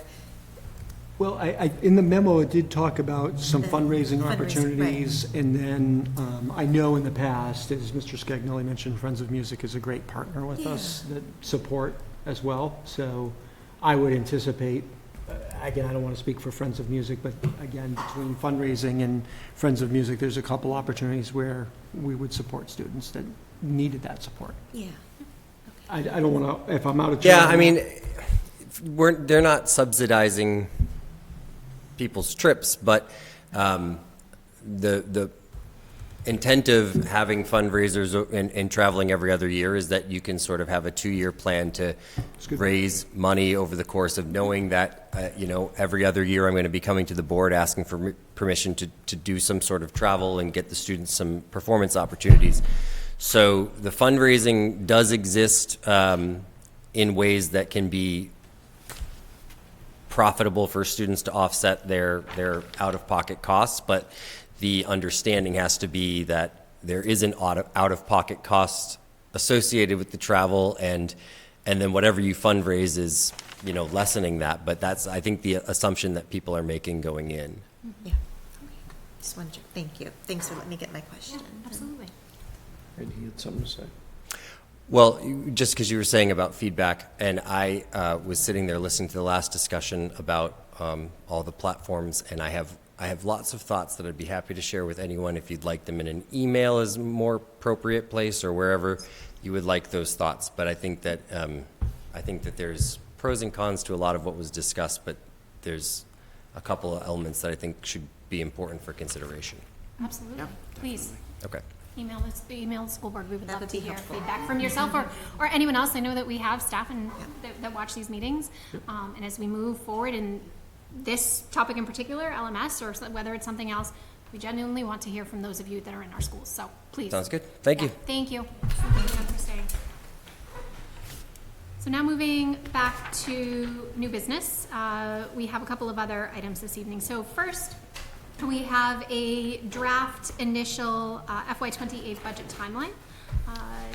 Jenny Graves has put this together with some initial draft dates. One thing that I would like to point out for the school board, we will need to, and let's ensure that at our August meeting, we have a discussion and decide on the dates for those October meetings. So Heather, so you know, we always get our budget binders, and then obviously we add a series of budget-specific meetings in October. And we've talked about that when we had our workshop a couple of months ago and back in the spring even. And so currently in here you see 10/13 through 10/28, various dates. And so we go ahead and actually pick those dates. So those are not on this specifically, but Dan, if we could include that in our next August meeting so we can identify those and get them on the calendar so everyone is aware of them and that they work for all of us, that would be helpful. Ethan? Can I just ask a question that is going to cause a lot of angst? Is there a better way to do our meetings? And I'm specifically looking likely at your side of things. Is twice a week at night better than, I'm just going to throw out a random idea, a Saturday that we lock in for 8 hours and go battle royale and try to get as 90% of it knocked out in one day? Well, I think there's pluses and minuses to that. I think sometimes, I'm not trying to change the wheel for myself. Right. We know the fall. The falls stink. There's no question about it. It's my least favorite 2 months of the year. It's also one thing for us. We're here separately. You guys are working all day on it. Not that we're not working on something else, but you're working all day and then spending 4 hours at it at night. yeah, I think the way that it's broken out, though, is broken out in nice chunks of the Perfect. budget. And I think if we did, and I appreciate the idea, there's pluses and minuses to it. If you did an all-day Saturday, I think the worry would be, would we lose focus on the particular areas of the budget versus if we're taking a segment of the budget, we're slicing it, the board, the administration, everyone can dig in, then you have some time to ask some follow-up questions, we can provide some follow-up information, and then you go to the next component of the budget. Versus a Saturday, you're going through it all at once. Again, that's just one idea. Yeah. I'm not saying Yeah. that has to Yeah. are we better off with a Monday meeting that starts at 4 and grind for 6 hours, and then instead of twice a week, it's once a week, and we know it's going to be even longer grind than usual. I don't know. I'm just throwing it out. We don't need an answer tonight. Yeah. I'm just throwing it out there. I'm not I think opposed to that that idea. Yeah, and I think that so we have time now. Let's definitely put an item on the August calendar to determine budget meeting dates for October. And let's all think if there's any other ways that would be helpful to do this. Certainly let's if you could talk to Jenny and Jess, and the four of you have some feedback as well in August. I think there's pluses and minuses to each way, Ethan, so. If you're comfortable with how it is, I would say we don't need to discuss it. Like if you guys talk and you're all saying this is the best for us unanimously, we don't even need to discuss it. I like the idea to reflect on it a little bit, because I agree, there are pros and cons to that. Fatigue is real when you're talking about a 6-hour meeting. Absolutely. At the same time, it's a lot of nights to commit for everybody, so I think it's something to reflect on before we make a choice. So the couple of items just to note with and again, first preliminary draft of the budget timeline, knowing that the board will probably see this at least one or two more times, is, and I mentioned this with Mr. Kilgore and I at the Budget Committee meeting last week, is our plan, working with Ms. Graves, is that the budget books would be provided to the school board and the Budget Committee, and electronic copy posted on the website and paper form on the same date, October 8th, for everyone. So as the board's going through their deliberations and making updates, what we would do is similar to what we did last year with the board and the Budget Committee, is when change order things happen as part, we'd have that change order document to capture those changes either by the board or the Budget Committee, but we wouldn't be creating two different budget books at two different times. And I think that was feedback, if I recall, Mr. Meyer, that we all received, and I think that's one area where we're trying to hear the feedback and try to improve the process. And I knew you were going to, I think, mention something. I don't know if it was on that same topic or... No, it is. I guess I wanted to ask if, I guess, the different stakeholders of the budget book have the same understanding of what that represents at that point in time. Because what I'm concerned with, this might be incorrect, but my perception is that what we provide to the Budget Committee, I felt like this past budget season was relatively set in stone from their perspective. I feel like we provided a change order, and changes occurred within the Budget Committee, but changes that came from the school board process were proposed and noted in the change order document, but did not end up in what came out of the Budget Committee. So I just want to make sure that if we're going down a path of trying to share information earlier in the process to benefit everyone, that we're not ending up locked in on a draft that's being treated as something final by other stakeholders of that budget book. So I will say, I like the idea of providing the budget books to the public, the Budget Committee, and the school board on the same date. I also have concerns about doing that because I can very quickly see, and perhaps this is just a worry that I have, about the Budget Committee thinking that those are final. And we, as we are saying here even tonight, we're going to continue to work through the month of October in some additional number of meetings, and we are going to make changes to that.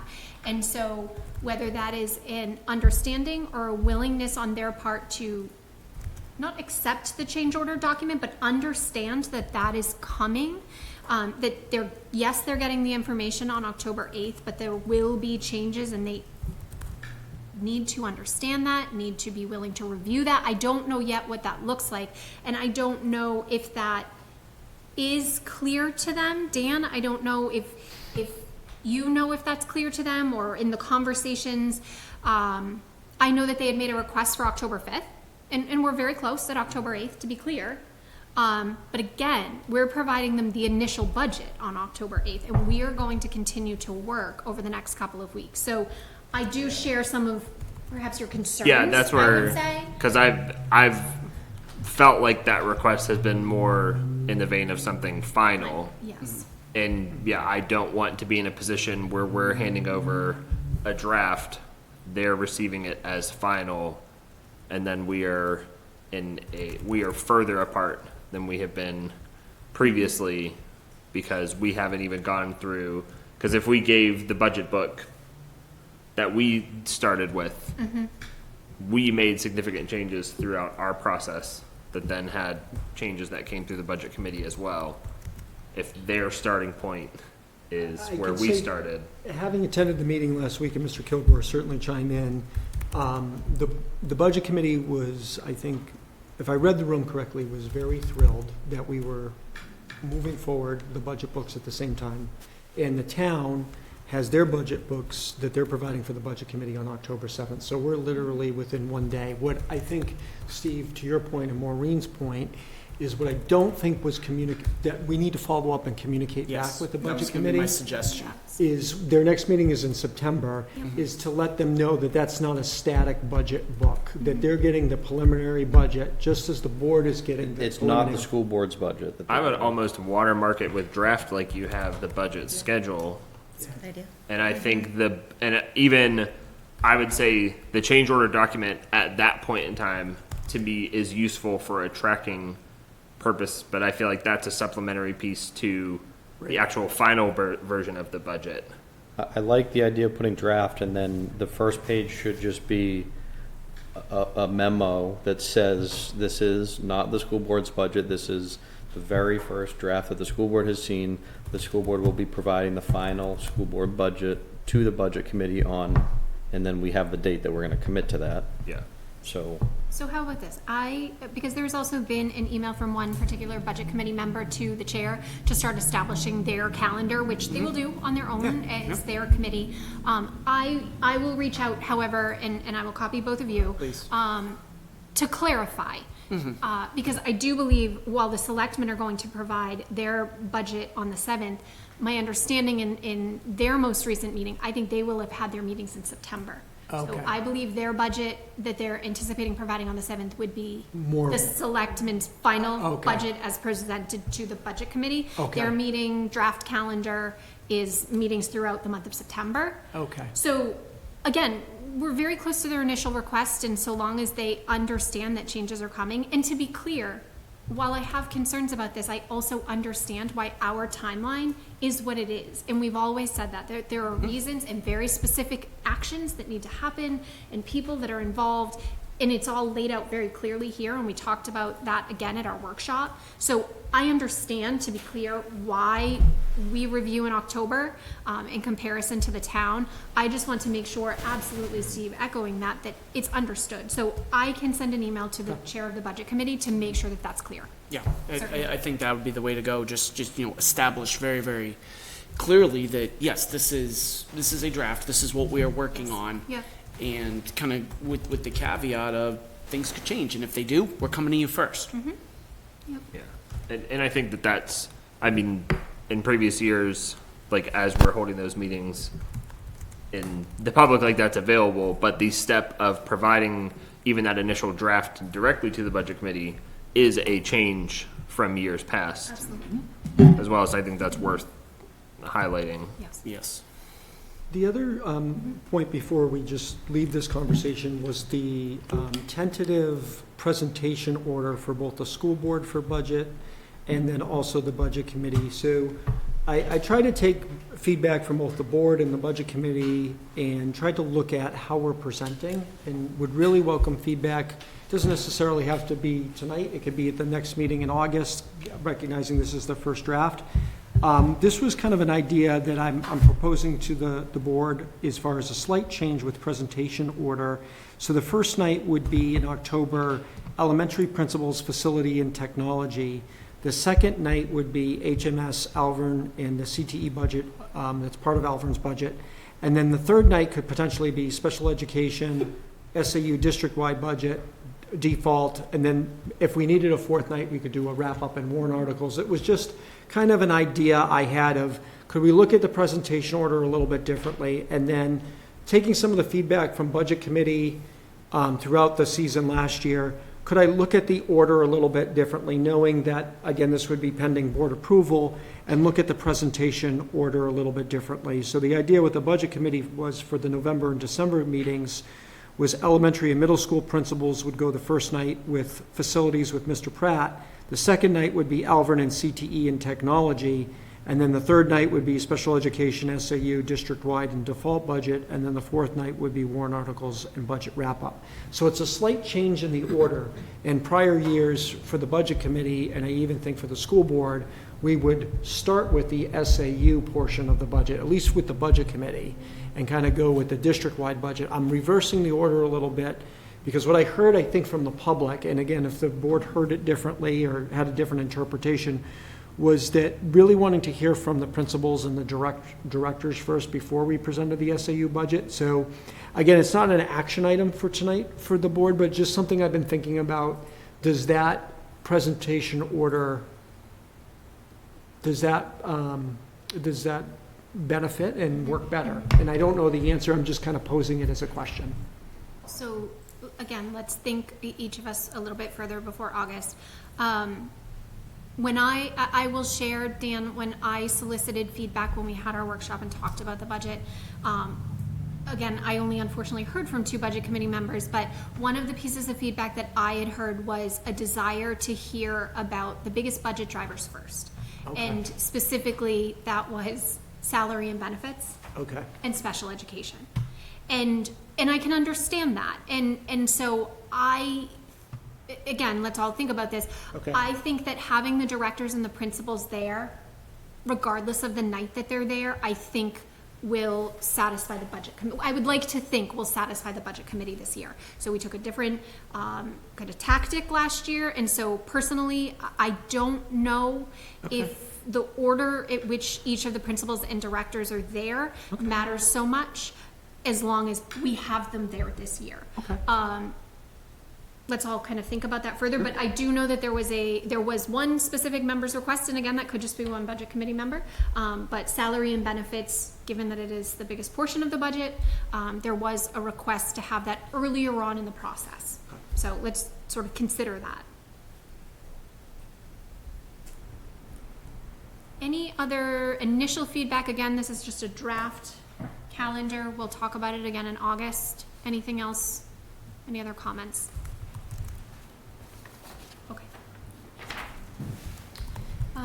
Moving on then, we have a discussion and potential decision related to the First View app. And would you like to speak about it? Yes, so this came up a couple of years ago where, as a school district, it's come up a couple of different times with First View app, which is a bus transportation app that can be used in real time as a dashboard to monitor where buses are in the town of Hudson. It is for operational use for district administration, school personnel, but there's also a mobile app for parents and caregivers to track where the bus is for their individual student, and both for bus routes, but also for student trips. And so it provides a level of more transparency and peace of mind. There are many times, I don't need to tell this board, where we find out a little bit later than we would like, a phone call that a bus is running late, or there's been an accident in town and the bus has been delayed. And by the time we get the call, relay the call to the principal gets the call, there is a significant lag time between when the parent gets that message. This would hopefully help in that regard. It doesn't solve it completely, but it would help. And there are other districts that use it. Data operationally, it's a GPS app, and it does provide a zone of where the students are, and it allows parents to follow where their student is. And it uses different pinpoints on what I'll call a First View dashboard. So it is something that parents can use. It is something that administrators can use.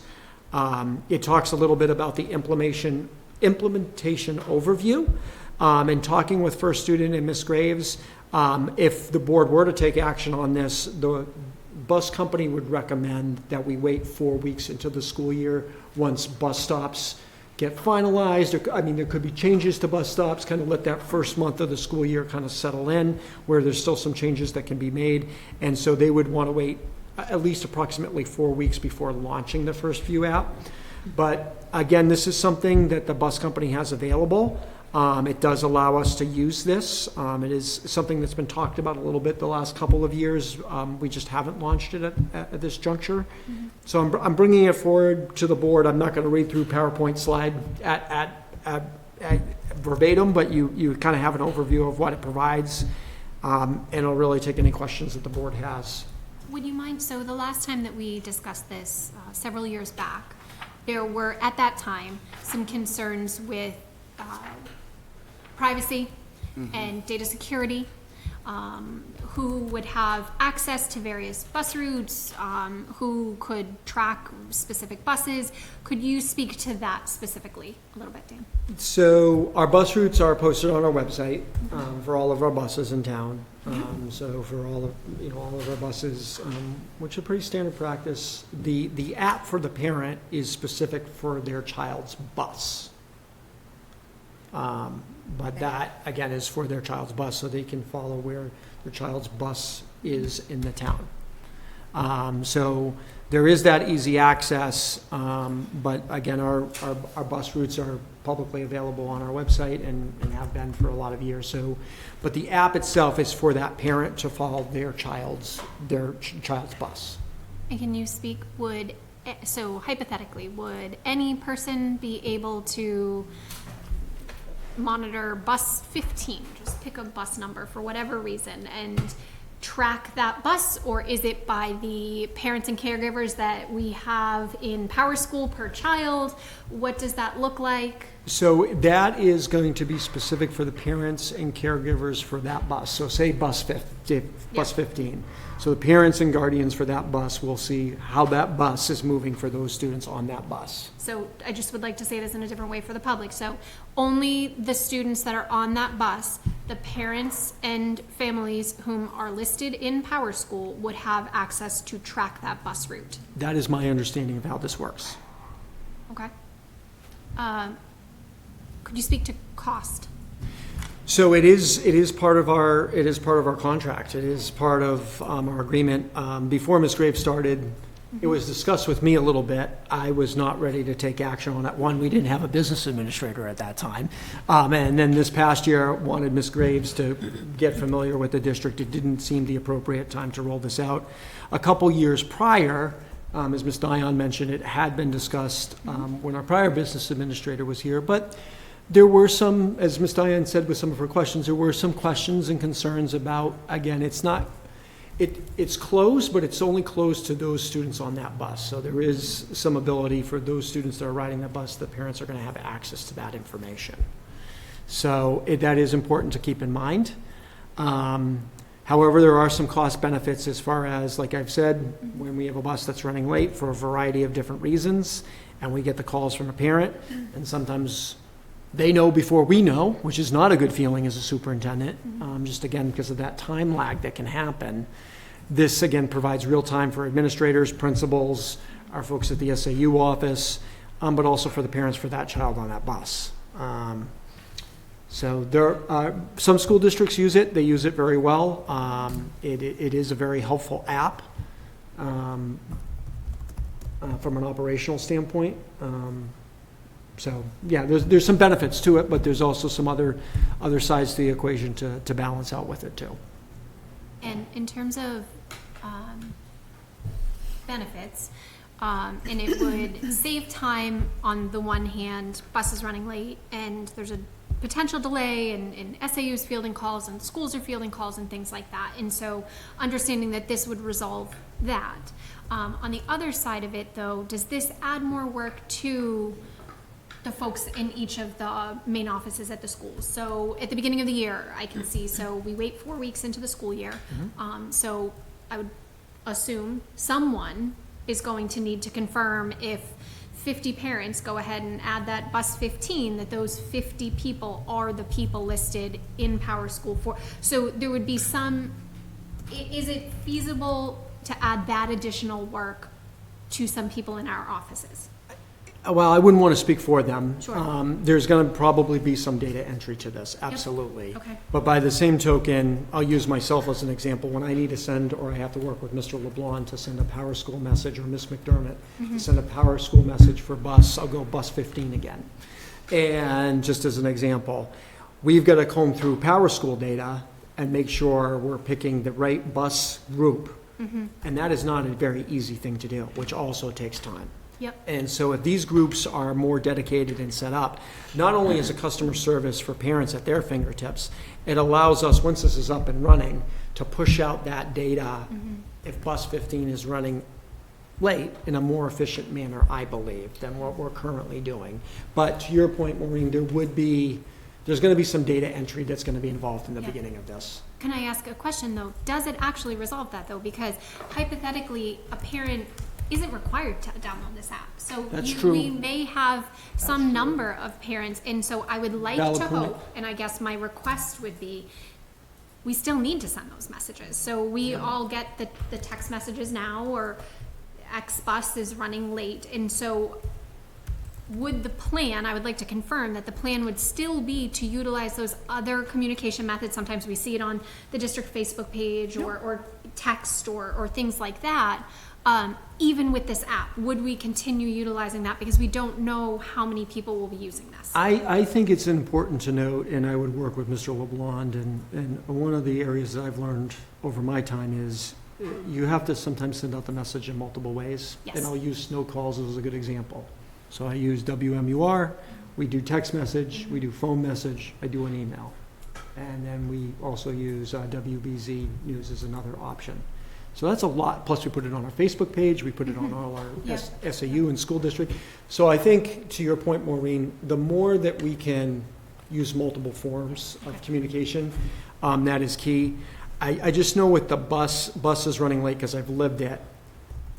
The delay is such that we're a bit trying to either work with the principal or on our end to just, because right now all we have is Power School. Yep. And now we're relying on that information to be the most up to date, which it may or may not be. Heather? So can you speak then to the implementation of the customer to the first view support for ongoing maintenance? So it says that this comes with basically customer support, if I'm reading this right, from First Student. So what do they do then for ongoing maintenance? What do you mean? Sorry. So sure, this is the green tab Yep. at the end. Implementation hands-off customer to first view support for ongoing maintenance? Yep. Right, So that looks like the implementation of the app for us as a district. So once it's implemented, after it sounds like those first 4 weeks, we as a customer or any of the parents, for ongoing if there were, maintenance. so I mean, like any app, so if. Because I it as says a- dedicated customer support at your fingertips. So I think if So you. that's the district providing the customer support or first student? It's first student, it's first Okay. view. And so I think that Nice. and you raise, it's a great question, and you raise an important point. So I think that anyone that downloads this app needs to understand that our technology department is not providing the customer service for this. That is an app that they have chosen to download, and this is their customer support, Right. is through First View, not Hudson School District Technology or the SAU or something like that. So the customer support and ongoing maintenance would be with First View specifically.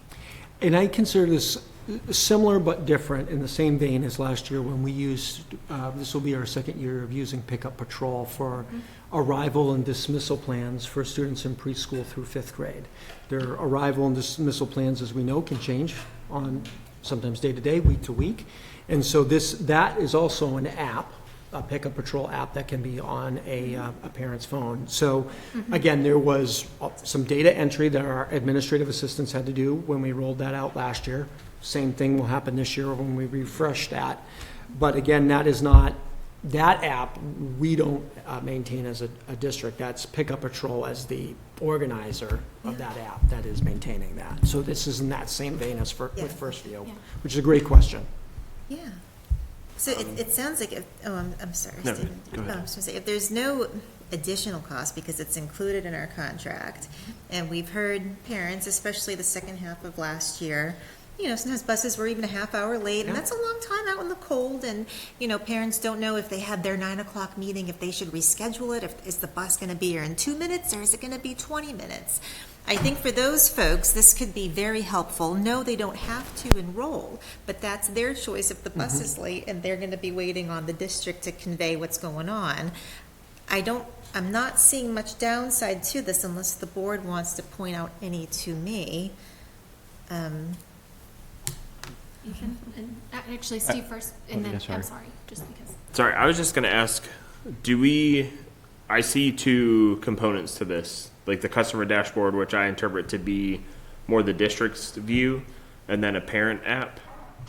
Can those be, do we have to implement the parent app to utilize the customer dashboard? Because that, to me, at a minimum, seems like a better view for the district. So it's been a little bit more than a year since I've really delved into it. I believe, and I'd want to check this, that you could go with just the operational end for administrators and users at the district office and principals, and not roll out the parent public-facing app. You could do that.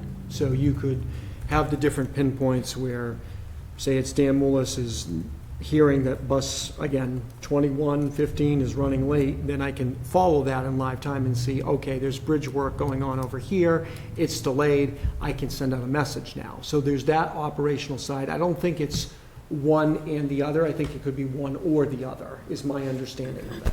Okay. I mean, because to me, that seems just better insight for the district. So I would lean toward regardless.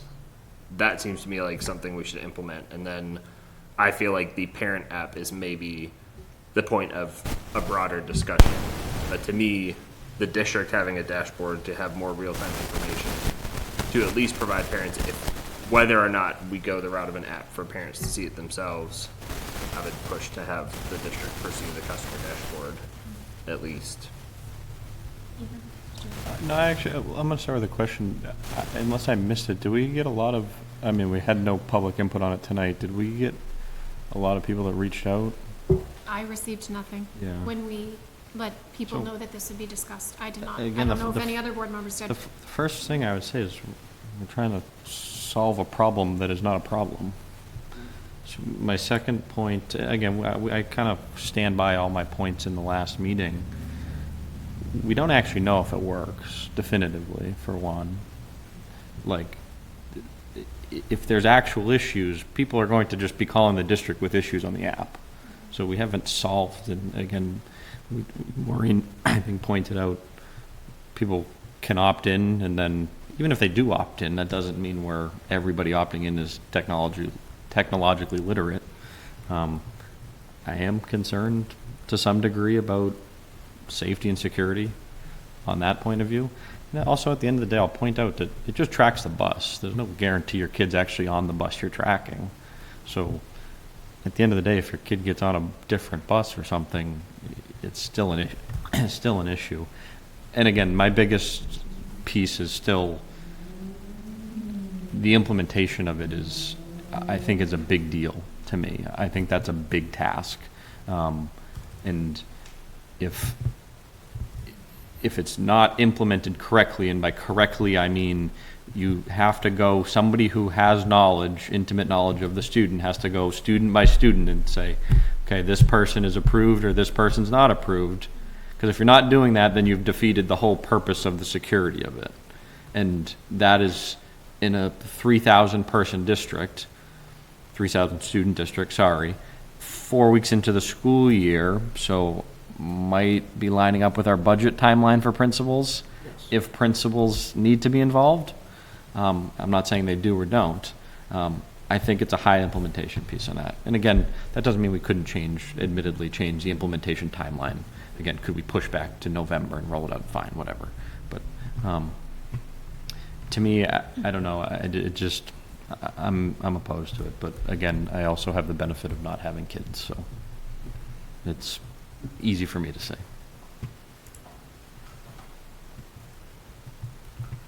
Any other comments from the board?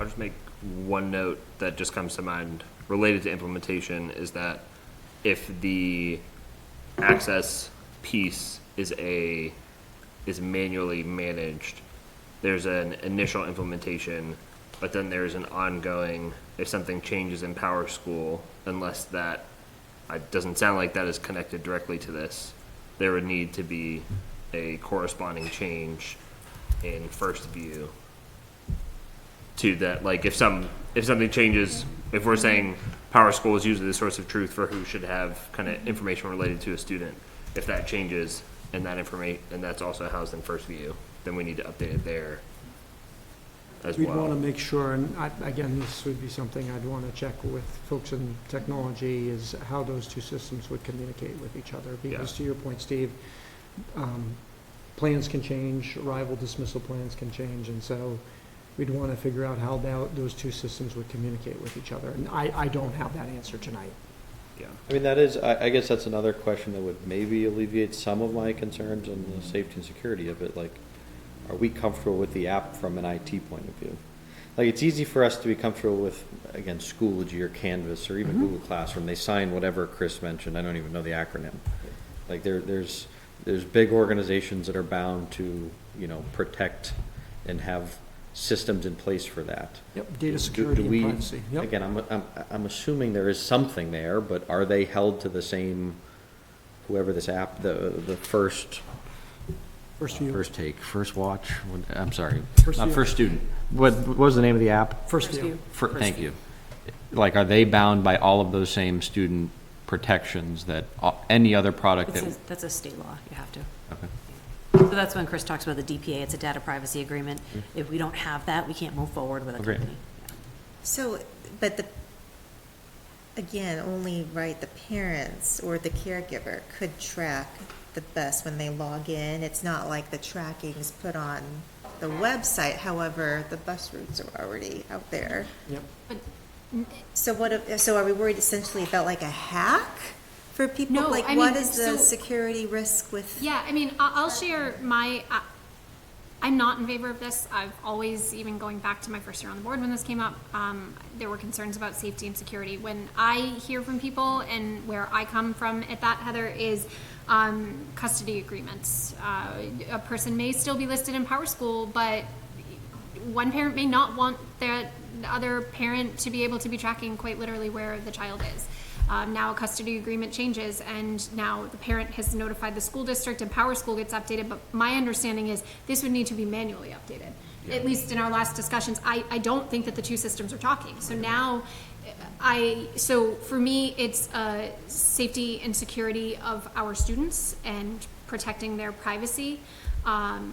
Agreed, yes, our bus routes are publicly available, but the tracking of the bus, and then the flip of that, my other concern has always been while it's perhaps solves some number of calls that we receive, I worry about the amount of time that we're putting on our administrative assistants, both at the beginning, at the onset, and then the ongoing. That is constant maintenance of this app. And so it's just one more step. So in terms of, again, they maintain Power School, they, with 100% certainty, would need to go in and check, were those two parents in there? Okay, now I need to remove one. Nope, that email changed, or the parent name changed, whatever maintenance, demographic maintenance in this app is manual.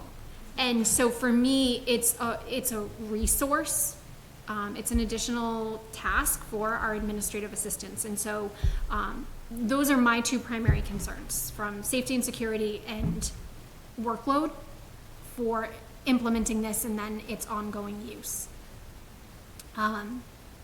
Is there any other comments from the board, questions? Does someone want to make a motion? I mean, I'm in favor at a minimum of the dashboard piece. If I understand that to be a district tool. On the operational side for. Yeah, the piece, to me, the way I read this, there's a component that is district facing where you could see something similar and you could see, hey, it does look like bus 15 is 10 minutes late. Let me reach out to the parents, instead of the scenario we're hearing where parents are like, hey, where's the bus? We then go find where the bus is. I would be in favor of that being implemented, and I would also say that gives a bit of a runway, to Ethan's point, to see if this actually has, one of the points you made about does this have good information? That gives us a little bit to see, because if we're constantly seeing, hey, the dashboard, like this functionality is not telling us that a bus is late, but we're still getting calls and parents are like, where's my kid? And then we're like, oh, the bus is not there, but this dashboard is not telling us otherwise, then I would not want to even consider the parent app, because then we're going to introduce all the administrative overhead and be giving them bad data that's going to then compound those issues. I think at the end of the day, for me, like, I'm not, if the board wants it, I'm not going to try to convince you that it's not worth, it's not one of the issues that I'll die on this hill. I think it's perfectly reasonable to want. I think it's perfectly reasonable not to want it. I think Steve makes a good point at the middle. The other point I made a couple weeks ago was, once you give it, you can't take it back. Yeah. It will not be something that we can wrestle back if it's a total failure. And so, again, my concern is, We're shifting, yes, I'm sympathetic that there is an administrative burden in receiving calls. I'm not totally convinced this solves that. It shifts some administrative burden onto the buildings to update the databases, but it also, I can easily see a world where it says the bus is at my bus stop, but it's not, I'm standing at the bus stop, it's not here, now I'm calling the district. So, again, this is not a hill that I'm gonna die on either way. I think a dashboard's a decent middle start. I'd compromise, I would vote against the full app. I would maybe reluctantly support the dashboard, but, again, it's not something I'm gonna fight with any of you about, so. Yeah, I was gonna say, I don't know the correct way to phrase it, but I will make a motion to pursue implementing where is it at? Yeah, goodness. The customer dashboard with I'll just leave it at that. Implementing the customer dashboard. So this is not the app through First Student, this is just the district access to see real time where buses are at. Second for discussion. I would prefer to see the app. There's neighboring districts that do use it with some success, even if we had to push it out another meeting. And I don't know if I don't think a representative from First Student could come, that it's just what I've been hearing prior to joining school board, but that's where I stand on it. I mean, I'm open to it.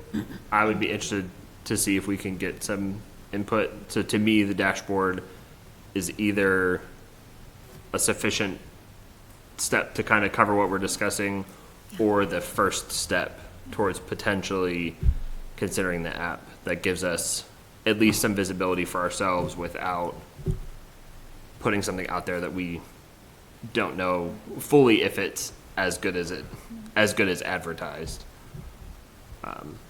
I'll say, so shared my hesitation with the app. I like your concept, Steve. I think it, one, would be a good proving ground for if we're getting good information, and perhaps it solves the delay in the information, and then you're able to mass push out the information quicker. And agreed, maybe that's all that's necessary, and maybe we realize it's bad data, or maybe we realize we're still getting a lot of calls and it comes back and okay, the next step is perhaps the app, and at least we would have more information to make that decision. So I would support that.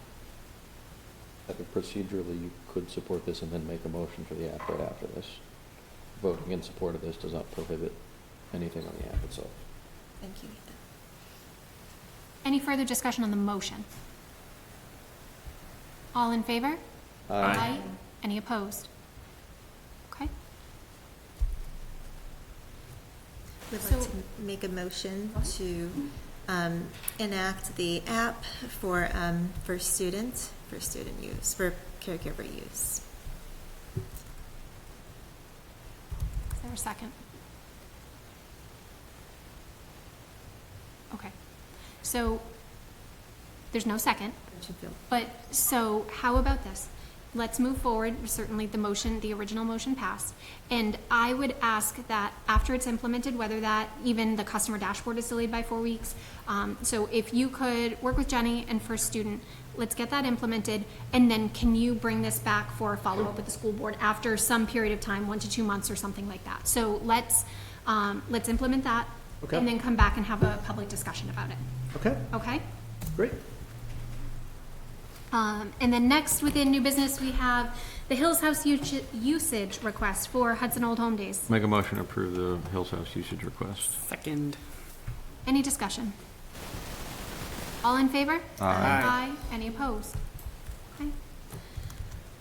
So next we have, and I apologize, I misspoke earlier. I said our August meeting. It's tonight's meeting. I've been looking at both tentative agendas. So we are going to discuss meal pricing again. Yes. So Superintendent Lewis. Thank you, Ms. Dion. So hopefully I will do as good of a job as Ms. Graves. Normally she would be presenting this, and she prepared this PowerPoint. She's on vacation as well, so that's important that our folks are taking vacation time. I did share the prior version of this at the Budget Committee meeting last week. Just a couple of updates for the board and the public this evening as you look through the PowerPoint slides. Just to call out in the first slide there, the decision that is made in regards to the National School Lunch Program has an annual application that is due by August 1st of each year. That is the decision this evening on the application to the state. So that's kind of the timeline that causes us to look at meal prices when we do. And so then the next slide kind of walks through the school board action that was taken in November, which the board is aware of.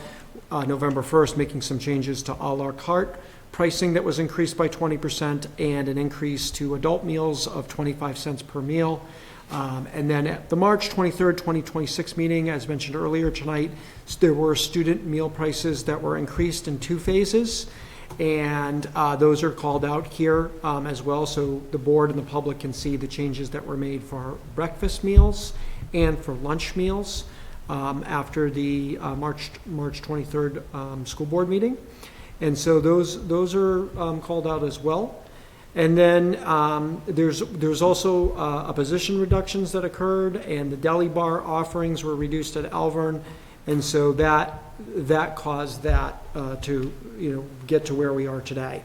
You'll see here what the meal price increases are at March 24th of if there's no action taken for elementary prices for breakfast, and if there was no action taken to change lunch prices.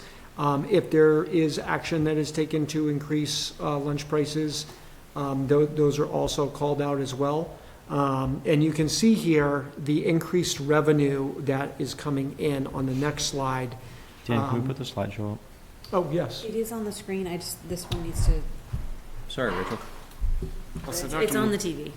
Dr. Mullis, also point out, you said March 24th. Did you mean August 24th? I'm sorry, August 24th. Okay, Thank you. just want to double check. Thank you. You're welcome. Thank you for that, Mr. Kilgore. So yes, August 24th. And so the board can see on this next slide with the price increases that have occurred, what the anticipated revenue increase is, which is $155,087.45 based upon action taken by the board at the March 23rd meeting. So you can see what the projected revenue that's coming in. The reason why I bring all of that forward for the board tonight is the next slide talks about, and this was mentioned at the Budget Committee meeting, the paid lunch equity tool that is used to raise prices. However, tonight's meeting is really focused on a local decision that is made by the board if the board wants to take action to raise prices. It's not based upon the paid lunch equity tool that is used. We are in those USDA requirements where we need to be based upon that USDA requirement. So any action that is taken is really a local action should the board decide to take it. This next slide the board has seen, and I explained it last week to the Budget Committee. It's a really important slide. A couple of pie graphs here. This talks about expenses that are coming in. The 2 biggest drivers are labor costs and then food supplies. And again, if you go to the grocery store, we all know that food prices are increasing. Those are the 2 biggest areas in FY25. And then revenues, there are 3 key areas where that comes from. Student sales represents 50%, and then roughly 30% represents federal revenues that we received, and then roughly 17% is from a la carte sales that come in, and then there's a couple of other 1% from catering services, state revenue, and adult sale food prices as well, sales. Historical trends, and I mentioned this at the Budget Committee meeting last week, these 2 graphs, what you want to see is you want to see the revenue and the expenditures being closer together. You would really, as a board and as a superintendent, you want to see those 2 lines being almost, they're never going to be, in an ideal world, you would want to see these cost neutral. But what we're seeing is our revenue and expenses. You're seeing our expenses are at 1.8 million roughly, and our revenue is roughly 1.4. And then additionally, that other chart, you're seeing what our labor costs are versus our food costs.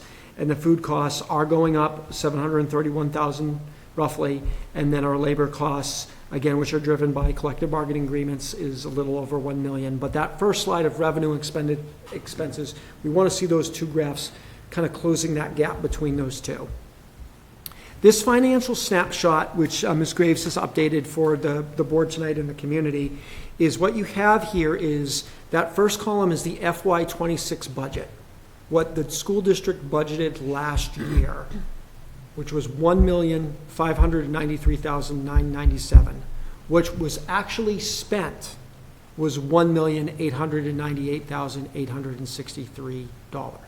So that differential is $304,866, which is the expenditures that are over. Our revenues, we've closed the gap a little bit, but our revenues were under by about roughly 29, almost 30,000. The total difference, if the board took no action tonight, left prices the way they are, what we're looking at is roughly a differential of $334,849. Again, this is preliminary data. This is pending any audit review, but these are our actuals from FY July 1, 2025, and our actuals as of June 30th, 2026. So this gives the board real time of where we ended up. This next slide talks about what we spent, $1,898,863, and then what we've budgeted for in FY27. So you can see the budget is more closely aligned with what the actuals are. We don't have that gap anymore between actuals and what the budget is. So that's the budget for FY27 is $1,881,695. That differential is $17,000 and $17,168 to be exact. Our revenue, as mentioned in the previous slide, there's a differential negative of $24,109. So the differential there shows the estimated is $433,420. There's an asterisk next to that because it shows the estimated one-year cost to the taxpayers what part of this that was be non-funded or non-self-funded part of the program. So that's important to call out. So this was a little bit of budget calibration that Ms. Graves did to show the board and the public. We've closed the gap with what we were budgeting for, but again, we're still running a bit of a deficit there. So looking ahead, FY27 and what we're projecting for a deficit is the $302,422. And again, you can see the differential, but what we've projected of where we will be. So those are the numbers that have been analyzed and brought forward. This is the price comparisons for breakfast and lunch. It's important to note that districts right now are in the same process as we are, and very few have updated, but there are a few that are starting that process to update. And Ms. Graves did highlight those on the sheet of the ones that are updated in blue that have updated their prices, but there's still many districts that have not updated at this juncture. The last couple of slides, and I mentioned this last week as well, this is the revenue estimator, and I shared this with the budget committee as well. The board saw this at the June 15th meeting. This gives the board an idea for every 5 cents that is increased of what the net revenue that is gained every time if the board decides to take action on breakfast for the elementary, middle school, and high school, lunch prices for elementary, middle school, and high school. If there's a 5-cent increase versus a 10-cent increase, 15-cent increase, etc. And then at the bottom, you can see the total revenue that comes in based upon that increase, which I appreciated Ms. Graves kind of bringing that analysis. And then really, it's up to the board to determine if they want to stay with the existing meal prices effective August 24, 2026, or remain as is for 2026, 2027, or take action to increase those prices. I know I didn't probably do as well of a presentation as Ms. Graves, but hopefully I did okay. Questions or comments from the board? Ethan? Remind me, I know we talked about she needs it by a certain date, and I know our schedule's been changed a little bit. Do we need a decision Yes. tonight? Yes, we do. Yes. Okay. Yes. We do. because she was willing to go, it's the first week of August 1st. That's what I is thought. This weekend, but it needs to be filed by next week, so. So I'm just going to dig into numbers. If nobody, let's go to breakfast really quickly. So similar to what I did before, again, I do believe a lot of these are going to end up moving, and they're going to, of course, increase. Similar to my comment last time, and again, some of these are going to be a little bit arbitrary. I'm not willing to be at the top, but I'm willing to be dang close to it. So my suggestion is going to be add 10 cents on each across the board for breakfast. Anybody have an opinion on that before I make a motion? I mean, I think where I'm struggling, so I see the handout we have here too. Yes, thank you. What is, and this doesn't lead to decisive action tonight, but like looking at like Nashua, for example, at least I know prices are subject to change. Across the board, we are roughly 75 cents higher than Nashua on everything. And our deficit is more than double what's in this sheet. And it's tough for me. I see certainly the argument like prices, there's an aspect of, kind of trying to manage this responsibly, not, have this jump significantly, try to kind of roll this out slower. But there's also a big piece for me, and I know we've asked and looked and we've described some of the changes we've made in terms of expenses, but it's really hard for me to wrap my head around being so high right now in terms of prices and still having such a high deficit comparison. And it's hard for me to not look at that and say, I don't know that price necessarily solves it. I know that that's probably to a degree naive and optimistic, but at the same time, and I know just looking at Nashua is also not necessarily a good data analysis standpoint to focus on one, but as using that as a frame of reference, we're 75 cents higher per meal, and I believe we've seen it, and I don't know that the projections have gone that high in previous ones, but I feel like some of the slides they might have, and those were starting to get into like the 100,000 difference for a jump that significant. So it's hard for me to understand how then we're so far more negative than Nashua with already higher prices. So I mean, I'm struggling to be at a place of continuing to increase without understanding that piece more. So yeah, that's where my head is at in this discussion. Yeah, I think my response is perfectly reasonable. My next request, respectfully to these three districts, they're not ones I really care about. I'd like this chart for Merrimack, Milford, Goffstown, and Londonderry would be my four. I'd be curious on where they sit at. I do agree it is a big difference. I also there is something else, right? To your point, prices are not, us changing 10 cents across the board is not going to change much, but we're doing something. So to me, that's we're continuing to make steps, which, again, we're not going to solve this issue this year, right? I think, But I guess then I look at that too, and I'm like, does saving like 10 cents, does saving the district 25,000 this year, is that more of a net gain in district terms than it is an impact to students and families to increase the prices 10 cents across the board? Like, is that harder for students and families compared to what we're gaining? Because Right, that would but, drop it to like 300,000. again, I don't want there to be a day where we have to increase it $2 a piece. Right. I think if we made a good jump in March, and if we continue to do whatever, my honest opinion is partially you know, it's likely that we kind of got behind and we kind of stagnated prices for a while. And again, we're clearly saying prices are not going to solve this issue.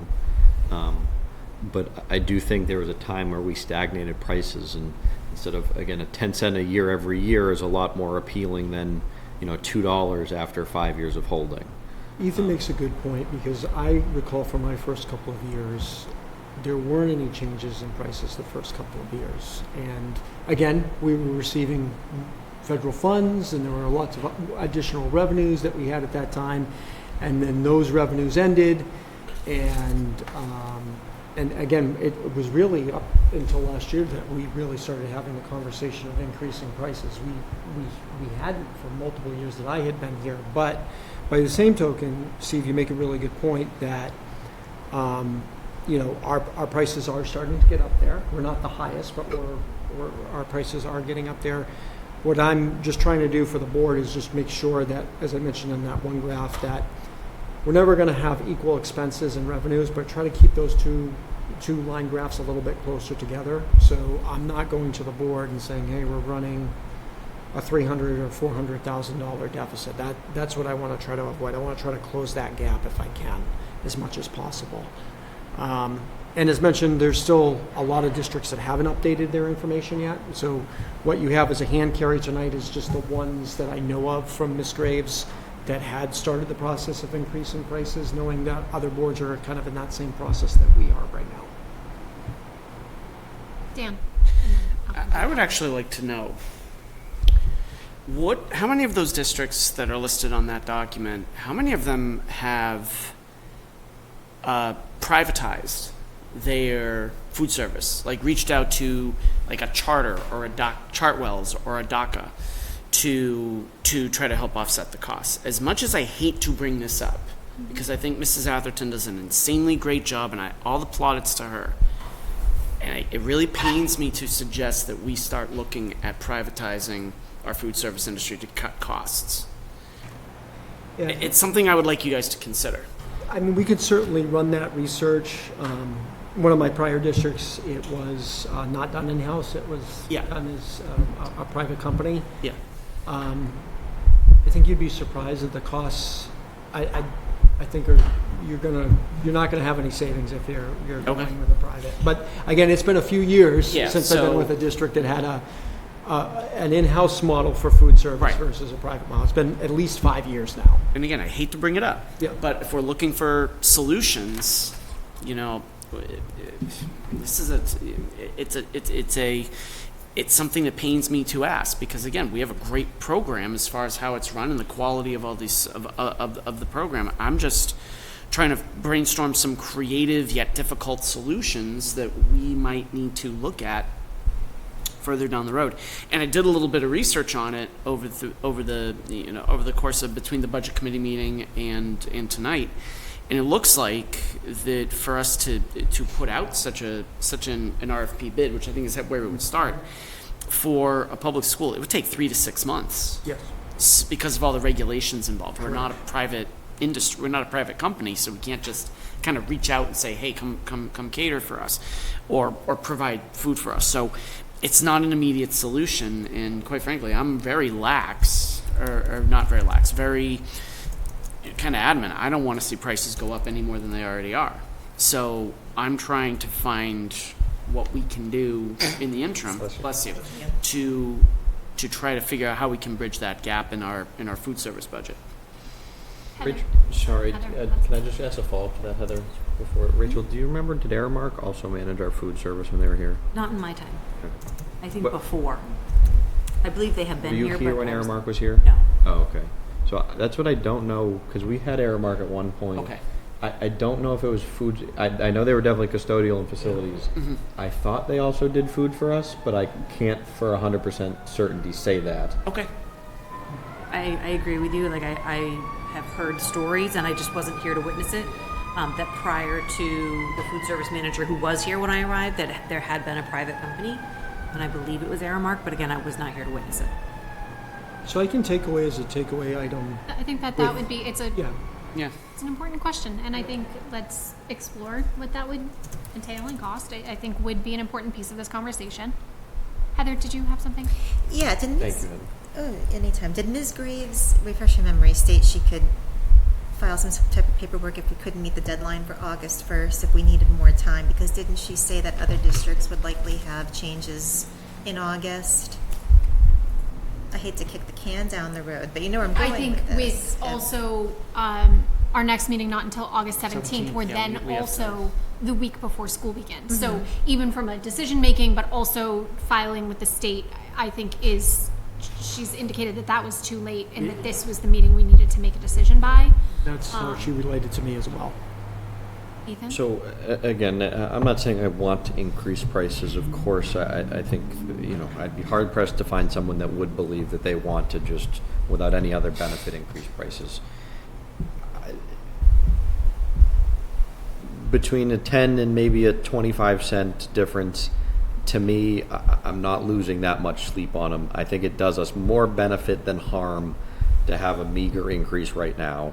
I don't know that waiting to the end of the month, again, it doesn't answer Dan's question Right. earlier. But we're not going to have that answer at the end of the month anyways. We're not going to have that question by the end of the year. So, Yeah. so, to me, yes, I don't want to. I don't think any of us want to, but I just don't see a significant detriment to, I don't want to downplay it, but relatively meager increases. So I'm just going to make a motion and we can just vote. Sure. And again, I'm happy to discuss specific numbers. So I'll make a motion to increase breakfast pricing 10 cents across the board. Second for discussion. Again, the reason for that, I don't think it's that big of an increase, even though we're effectively, we are third from the top on all three of them. I do believe there's going to be a chart downward shift in increasing prices. So I'm comfortable at the end of the day. If we sit in the fall and we're in the top 80%, I'm comfortable with that.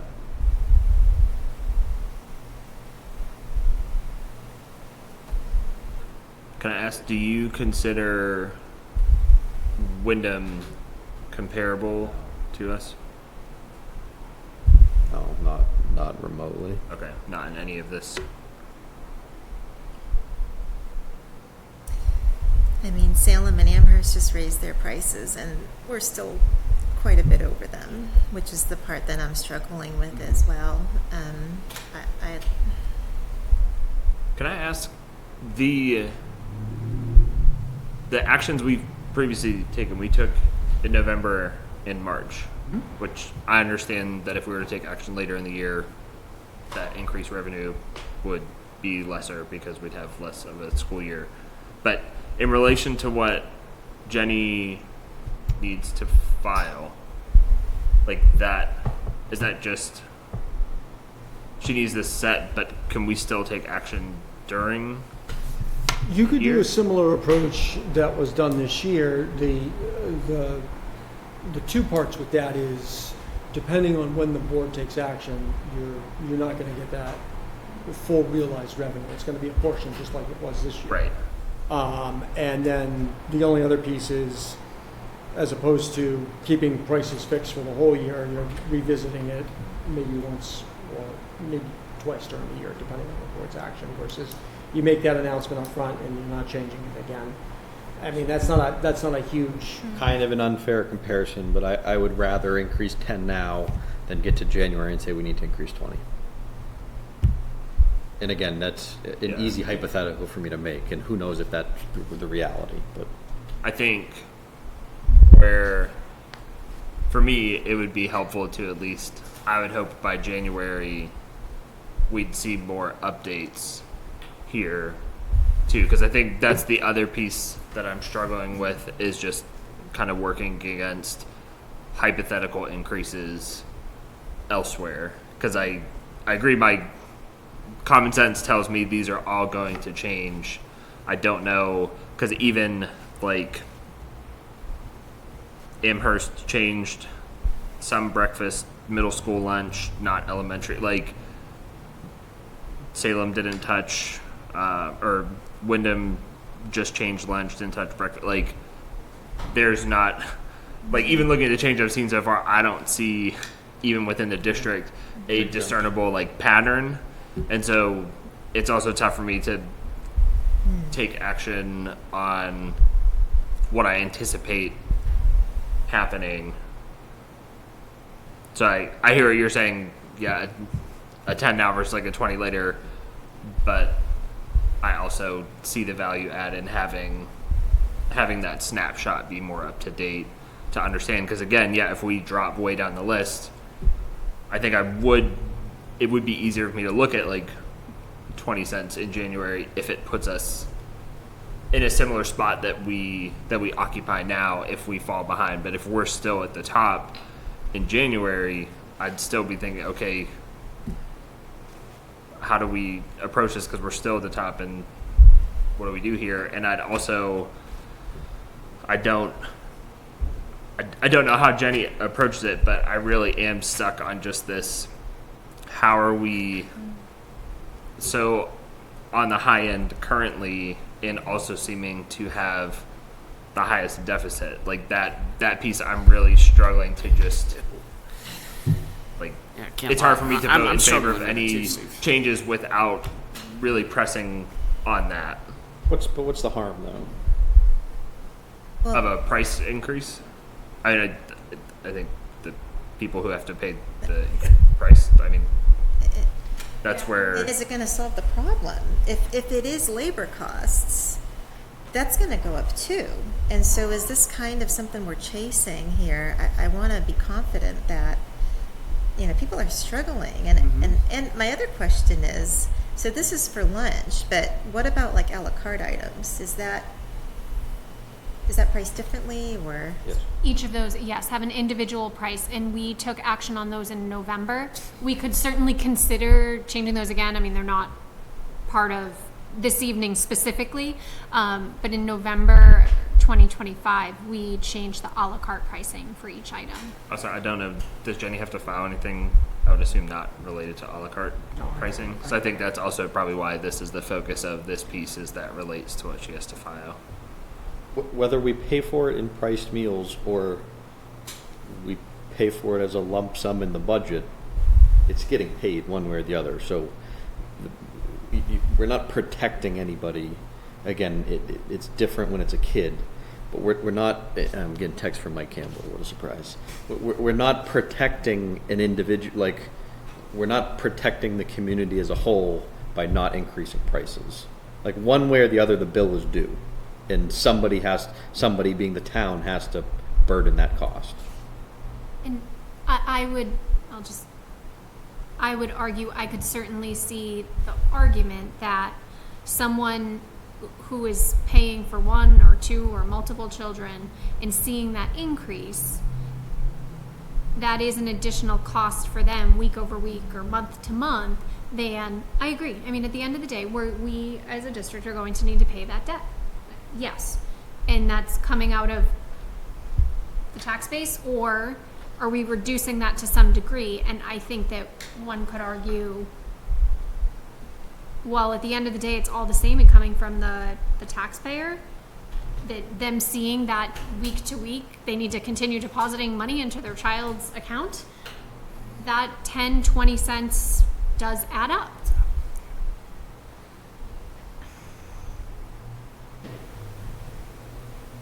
I'll just say, and I mean, it's sort of, I'm not saying anything that hasn't, I'm struggling a lot with this. Seeing where we were even from November, so now in one school year, I mean, and that's what granted we took action and, on a la carte, and then it was March and we increased the prices. And so seeing where we were, and yes, while it would only be 10 cents now, I mean, those families also, at elementary school, we already raised it 50 cents. So now we're talking it's 60 cents in 1 year from March to August. And so I'm struggling with it. Also really not having further context about the deficits in comparison to other districts and why there's just such a gap there. You also used the opposite argument against me in March, where when I advocated for an even higher one, you said, well, let's break it into two and do one now and do one in August. That's fair. Credit to you. No, that's That's fair. that's an And you- Ethan move right there. Nope, that's fair. Hold me down. So, but can I ask a question that you would ask in a different way, just so I understand? So, what is required in early August, so by next week, is for Jenny to file with the state our prices. There is nothing to confirm. There is nothing preventing us, however, from then taking action at a later point in time, whether that's August 17th or November 1st or January 1st. If we were to choose to change our meal prices, we can do that. Is that correct? That is my understanding. So there's nothing that precludes the board of saying this is where we want to set the lunch prices and breakfast prices to start the year. There's, I believe, nothing that precludes the board to revisit this in November, revisit this, as Steve said, in January. At any point, the board could revisit this. It's just Ms. Graves has to file with the state what our lunch and breakfast prices are to start the year. But the board, just like they took action last year, my understanding is there's nothing that precludes this board of doing that same recalibration mid-year.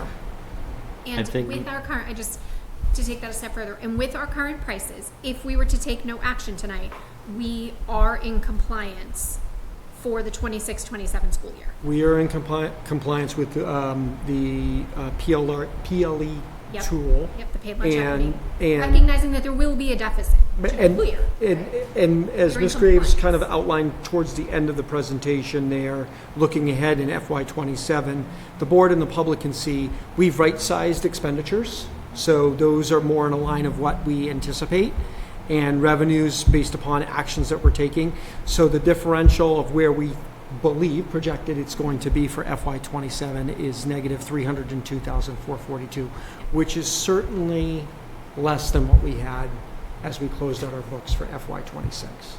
Still a deficit, still a significant deficit, but it's coming down, which is better news. I'm also trying to advocate against mid-year changes. I think it's harder administratively. Again, I think that's harder for a family. Like when you change up kind of budgeting, if they have whatever budget you want to talk about, and then you're trying to, and again, there's a reason we try to do it on like a break, in a natural break. Yep. Yeah. So, Yep, absolutely. I mean, I agree with that.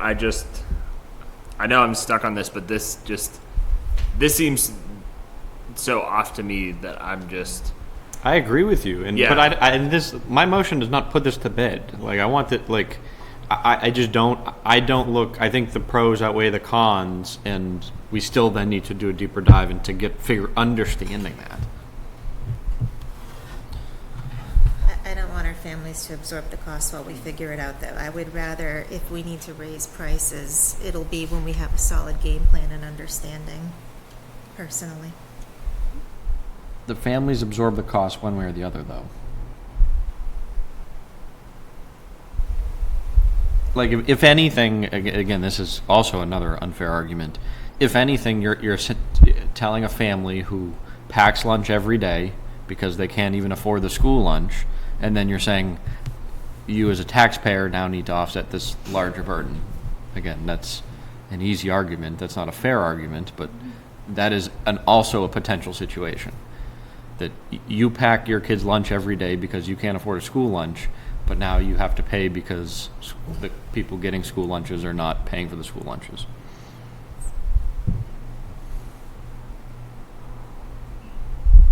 Has the board ever been provided like a breakdown of the labor costs Of the labor costs, in service? so Well, it's in the budget every year. It's in the budget, but I mean, like how many employees? Yeah, Yep, like and also the November 2025, and I can find the exact date, Heather, that, was it November 1st? That meeting had a lot further detail about labor costs and supply costs. That's why we took action on a la carte pricing, and then even our March meeting had other details about very specific categories, like we talked about at the deli bar and things like this. So there was a lot more detail specific at that level in the November 1st and the March 23rd meetings. Plus, absolutely every year in the budget as well.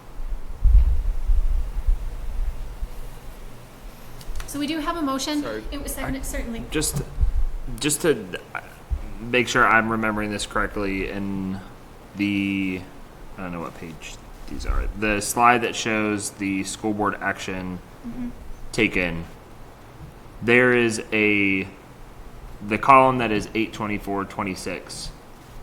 There are price increases from March. Like, there's a difference between March and August. Find that. This discussion, if I'm remembering correctly, was to confirm that those, make sure we wanted to stick with those price increases. Let me just find that page. It's really. Yeah. Thank you. So like we're going to $2.25 for elementary breakfast from $2. All the lunches are going up. That is a price increase from previous school year to this school year. And our discussion that we've been having is whether it's technically whether we want that to be a further increase. Am I looking at that correctly? That is a good question, and now I want to make sure when Jenny's slide says that we are in compliance as of 8/24, are we in compliance? Should we take action to increase? Well, I believe we already did that, and then I think the discussion was, did we want to do more? So I think that's set. Set the current prices, yes, in the 8/24 column. Yes. Yeah. So those are the prices. Yes. But so I guess I also want to call it that there is a price increase taking effect Yes. already. Oh, okay. That is how I am interpreting and reading that chart as well, yes. So from where we ended last school year to where we're starting this school year, we had already voted on, there is already, and I mean, it's not, we didn't change like high school breakfast, but there are price increases There is, occurring. yes, So I guess from my perspective, I'm looking at that, like, we previously took action. We're not taking no action into the new school year, where I have a lot more questions. I appreciate the information Jenny provided, because I do want to just benchmark compared to other districts. Yeah. There is a price increase happening As of 8. already. So I guess for me, I would lean towards letting that increase that we've already set stay versus bumping it up more, and try to get more of an understanding of the deficit piece, where from my perspective it seems to be different than the off compared to our prices. So what Ms. Graves has on the slide, Mr. Meyer, to your point, is that meal prices were going to be increased in 2 phases. So phase 1 was the $3.23, and then phase 2 was the $8.24. Yep, and and Heather, I also would like to correct myself. It was February 16th meeting. They were effective March 23rd. So the column says March 23rd, but just to be clear, if you go to our minutes and confirming that discussion, it was the February 16th, 2026 meeting. And yes, we raised them for next school year to what we are seeing in that chart, correct? Yes. But Ethan, I don't And think we then fully there was bait and switched you.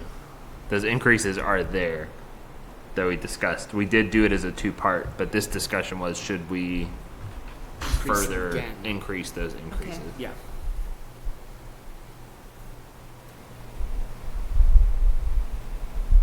Any further discussion on the motion? So we do have a motion. It was to increase all breakfast prices by 10 cents. All in favor? Aye. Opposed? Nay. Nay. I'm assuming everybody else feels the same about lunch before I waste time.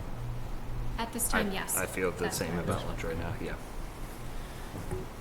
So,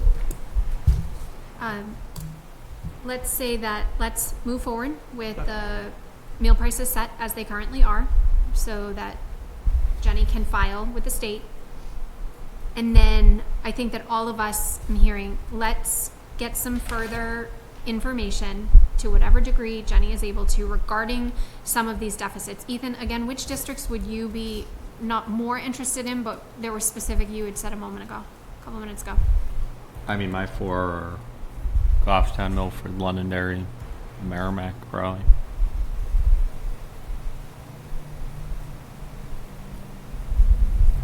Mr. Goffstown, Londonderry, Milford, and Londonderry, Merrimack. thank you. Merrimack. So I would ask that whether that's our August meeting or September, let's get some updated pricing on other districts. I'm sure that additional action will continue to be taken throughout August. And then whatever Jenny is able to get really on projected deficits, Okay. similar to the districts that are listed here, and whatever information they're willing to publicly share about what's leading to that deficit. I think unfortunately, Dan, at the end of the day, and we've had multiple meetings over the last year about this. I think we need to do an even further deep dive on the food service program. Okay. I think, Dan, you raised a great, Yeah. one potential, and let's look into outsourcing and what that would cost. It doesn't hurt to look at it. But let's really try to dig into now seeing some of these projected deficits in comparison to Hudson. Let's try to dig into that even further over the next couple of months. Okay. Okay? All right. Thank you.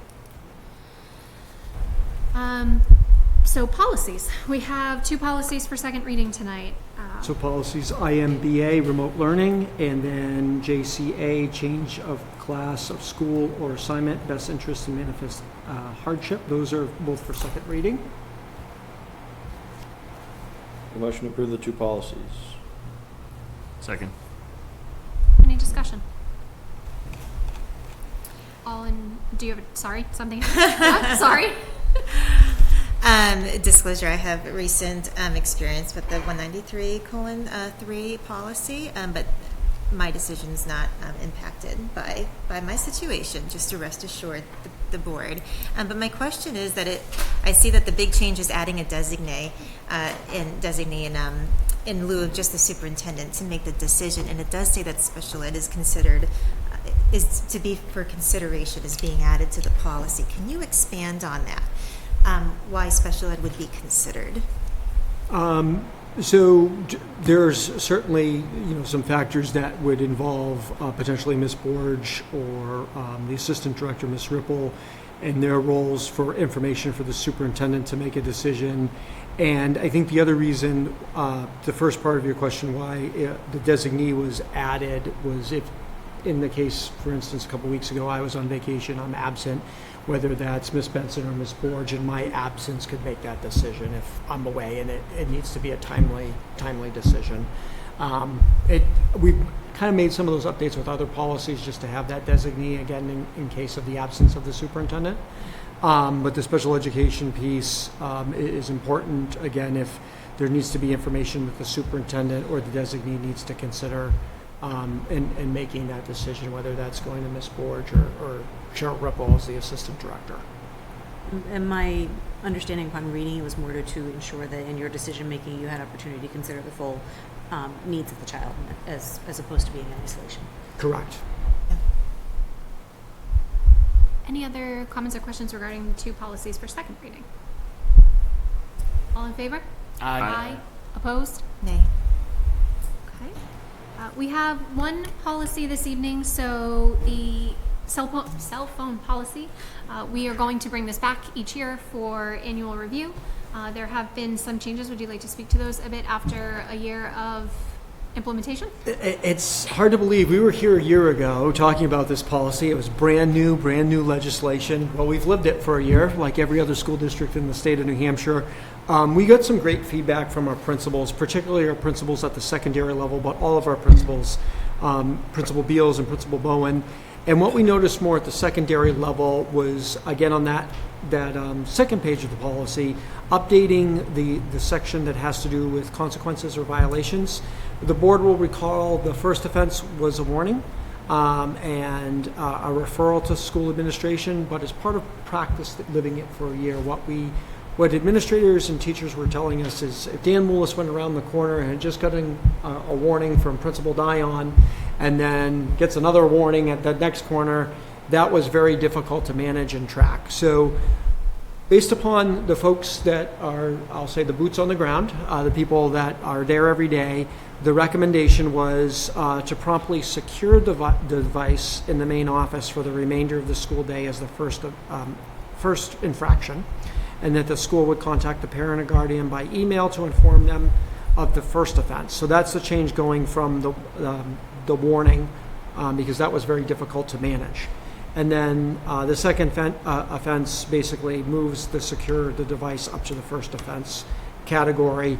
And then the third offense is there would be 2 office detentions that would be part of that, and then there would be a request with a meeting with the parent and guardian. So this was kind of living it for a year, and based upon practice of having this policy in place and the great feedback we received from the administrative team. Is this just for the school year that an offense is counted? Is this? It's not a life sentence, no. No, like, is it? 1 year at a time. Right? Like, is my first offense, like, this isn't within 1 day, like, or like a week, like, this is, I could have my first offense in October and like my second offense in December, like, it just, Is it cumulative throughout the year? yeah, is it cumulative throughout? I want to look at it just to be sure, but the last conversation I had, they were looking at more like per marking period, but I want to just confirm Okay. that. I think it was marking period, but I would want to check Okay, that. because the piece that was standing out to me, just if it was in the same day, like second offense, secure it in the office, I was like, didn't they already secure it? Like, how did they get it back? But so I assume it's over some stretch of time, but that might be worth I think establishing. that's a good question, yeah.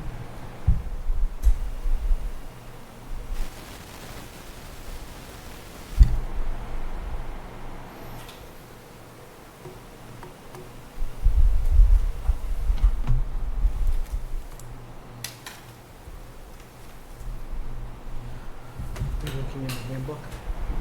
Yeah, it's silent in here. So how about this? So let's bring this back for a second reading. Okay. We do that with each of the annual policy reviews anyway. I think that's a really great question, Steve. And perhaps right above each of those, perhaps that sentence, could we just modify it slightly, that consequences for violations over, if it is a marking period, whatever that feedback is from the building administrators, just to clarify a bit for students and parents. Okay. Again, I think that there could be some degree of confusion if we were looking at this and trying to figure out what is that period. I Yeah. could certainly see. So let's bring this back to our next meeting and perhaps just modify that sentence a bit. Okay. Can I ask one more question? Can you define what is an office detention versus an administration detention? Is office detention like during lunch, or and does it go on the disciplinary record? It does. It Okay. does. It does go into the incident report that we generate for Okay. Power School.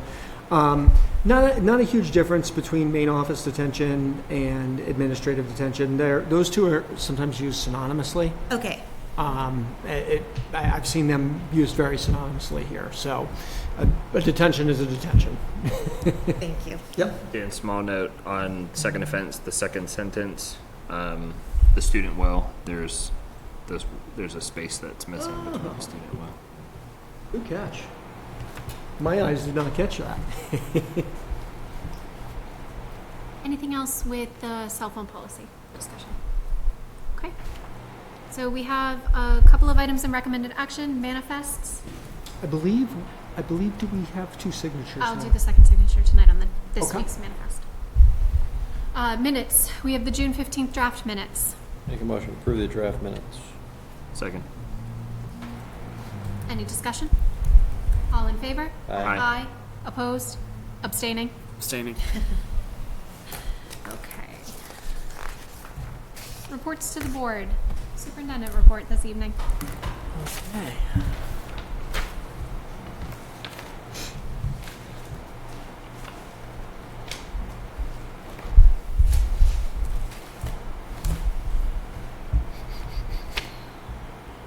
Just give me one moment.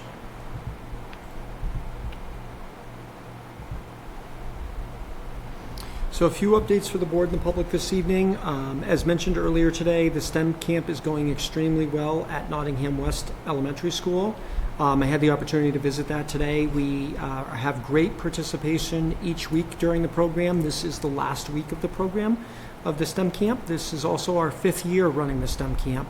The following topics have been included this year: environmental camp, robotics engineering, which included building circuits, building radios. One of my personal favorites, hearing today from Mr. Jeremy Griffiths, was they're building arcade games. I thought that was pretty cool. Probably not some of the arcade games I had growing up, but I thought that was pretty neat. And they're sharing these games with each other. They're also exploring a type of art form called cyanotype art, which is a type of art that uses technology. There's physics and science activities. Mr. LeBlanc and I had an opportunity to stop by, as mentioned today. The students are having a wonderful experience. And again, I would like to thank, a special thanks to Jeremy Griffiths, who serves as the instructor for this camp. It has been highly successful, now finishing up 5 years. A few hiring updates. The district continues to hire for different teaching positions and paraeducator positions. The following positions still have vacancies, but we are in a great place hiring-wise. We have one math teacher opening at HMS, one library media specialist opening at the ELC, an ESOL teacher district-wide position, a part-time interventionist position at Nottingham West, the Air Force JROTC instructor position, and a social studies position most recently at Alvern. There are some other vacancies, such as the CTE culinary assistant, a kindergarten classroom assistant, some paraeducator positions, and a couple other administrative office positions. But as mentioned, we're in a great place. In my 5 years here, I think this is our best year thus far, with having very minimal vacancies at this point in the year. And we're continuing to finalize hiring for many teaching positions and paraeducator positions and other open positions as we get ready to start the new school year. Facilities update. Got a great update today and each week from Mr. Pratt. This is the time of year in the summertime, where you complete a lot of projects. There have many projects that have been completed this summer. The loading dock and stairs at Nottingham West have been prepared. The intercom paging system has been upgraded at Nottingham West. The first floor hallway flooring has been replaced. And I had an opportunity to visit the art room today at Nottingham West, and the countertops are installed, and the cabinets are just about completed for installation as well. There's just a few cabinets that they're just finishing up at Nottingham West. Hills Garrison Elementary School, the cafeteria and hallway flooring have been replaced, and there's painting that's been completed in the stairwells. At Hudson Memorial School, the following projects have been completed: replacement of one of the exterior doors, painting of the cafeteria, installation of the courtyard windows. Door number 25 had a ceiling replacement, and there's been the removal of the coral risers, all at Hudson Memorial School. At Alvern, these projects have been finished. There's been a replacement of the cafeteria and school counseling hallway flooring. The life skills flooring has been replaced. The band room flooring has been replaced. There's been repair to 2 catch basins outside in the parking lot and driveway area at Alvern, and there's also an upgrade to the paging system. There are still many projects that are in progress of being completed, and I will provide another update at the August 17th school board meeting. Last week we had the auditors here. They completed their annual audit on Friday. Ms. Graves, Ms. Vansickle, and I had a meeting with the auditors to discuss the preliminary review with areas towards continuous improvement. One area the SAU, one point to point out is the SAU will receive the audit report in that late fall, December timeframe, early winter timeframe. And as we typically have done, we will share that audit report with the school board and the community. Overall, there has been good progress in many of the areas that have been addressed in the past, or have been areas of improvement have been addressed. And there's still some areas as a district we will continue to work towards for further refinement. Professional development, there was 2 opportunities that I attended back in June, since our last meeting on June 15th. One of them, I think Mr. Kilgore will appreciate, which is I attended the New Hampshire Nat and the Nation History Workshop. It was a 2-day professional development workshop in Concord at the New Hampshire Historical Society building, where it has the intersection of New Hampshire history and U.S. history from pre-colonial era through modern history. The workshop provided opportunities for educators to make history engaging for students in grades 5 through 12, and the workshop focused on primary and secondary sources that can be used in the classroom, as well as the New Hampshire history resources that are available for educators and students. The second professional development opportunity was the annual New Hampshire School Administrators Association conference that I've attended each year. The conference has a variety of breakout sessions, and some of those sessions that I attended were the instructional rounds through appreciative inquiry, building coherence across the district with the New England Association of Schools and Colleges, NEASC. There was was a facilitative workshop that was provided by NEASC. And then there were also some keynote presentations celebrating public education, the promise in action by the president of AASA, which is the National Association for Superintendents, and the superintendent is from Minnetonka, Minnesota School District. And there was also a presentation from the New Hampshire Superintendent of the Year, Dr. Mike Whalen. So there was a lot of different breakout sessions and keynote speakers. It is a great conference. And then 2 Fridays ago, on July 16th, I had the opportunity at HCTV to introduce new administrators in the school district. That broadcast is available on our website. And I had the opportunity to highlight Jessica Van Vranken in her new role as the Associate Principal at Hills Garrison Elementary School, Brian Rice, the Associate Principal at the Early Learning Center, and Chris Cummings, our new CTE Director at the Palmer Center at Alvern. We had a wonderful conversation. The community and teachers and staff can learn more about these new administrators that have started up. And again, I would like to thank HCTV, as they always are a great partner for us. So those are my updates for this evening. Thank you very much. I look forward to hearing that conference that you attended related to New Hampshire history, given especially all of the updates that we've heard about with the social studies curriculum from both middle school and high school and how that gets implemented throughout the district. So just note that. Got a lot of great resources. I came back, each of those days were a half day, and Miss Borge could see the excitement as a former social studies teacher as I came back with all these resources. Just like a little kid. Next, we have the Director of Special Services report tonight. All right. So we are wrapping up extended school year this week. So we have seen our students throughout the month of July, and then everyone will get a little bit of time to just take a breather before school kicks back up again. The next thing that we're kind of in the thick of right now is there was some significant legislation passed this year that won't go into effect for another year, but it really will change the mechanism for how we access our special ed funding. So that will be something that we'll be learning and working with our partners at the Department of Ed on how to do some of the things that are in there, because it is going to be different. So that's something that will be ongoing over the course of this year before that legislation goes into effect. The other big change that we are feeling much more confident about is Medicaid to schools. So that, again, sweeping changes into how New Hampshire will access that fund. Things that have not changed are the fact that Medicaid to schools is a fund that is dedicated to schools. So when families tap into their personal Medicaid services, it doesn't change either pool.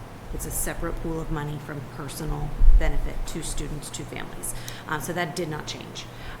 Other things that did not change are the things that school districts are already doing that we could potentially bill revenue for to get basically reimbursement for the services that we're already doing. That list of services did not change.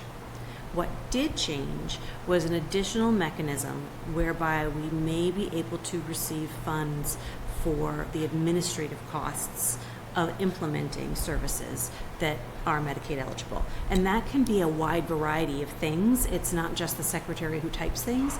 It's staff attending trainings to learn more about Medicaid. That is a cost. Participating in the meetings where you're talking about the services that are eligible for Medicaid reimbursement.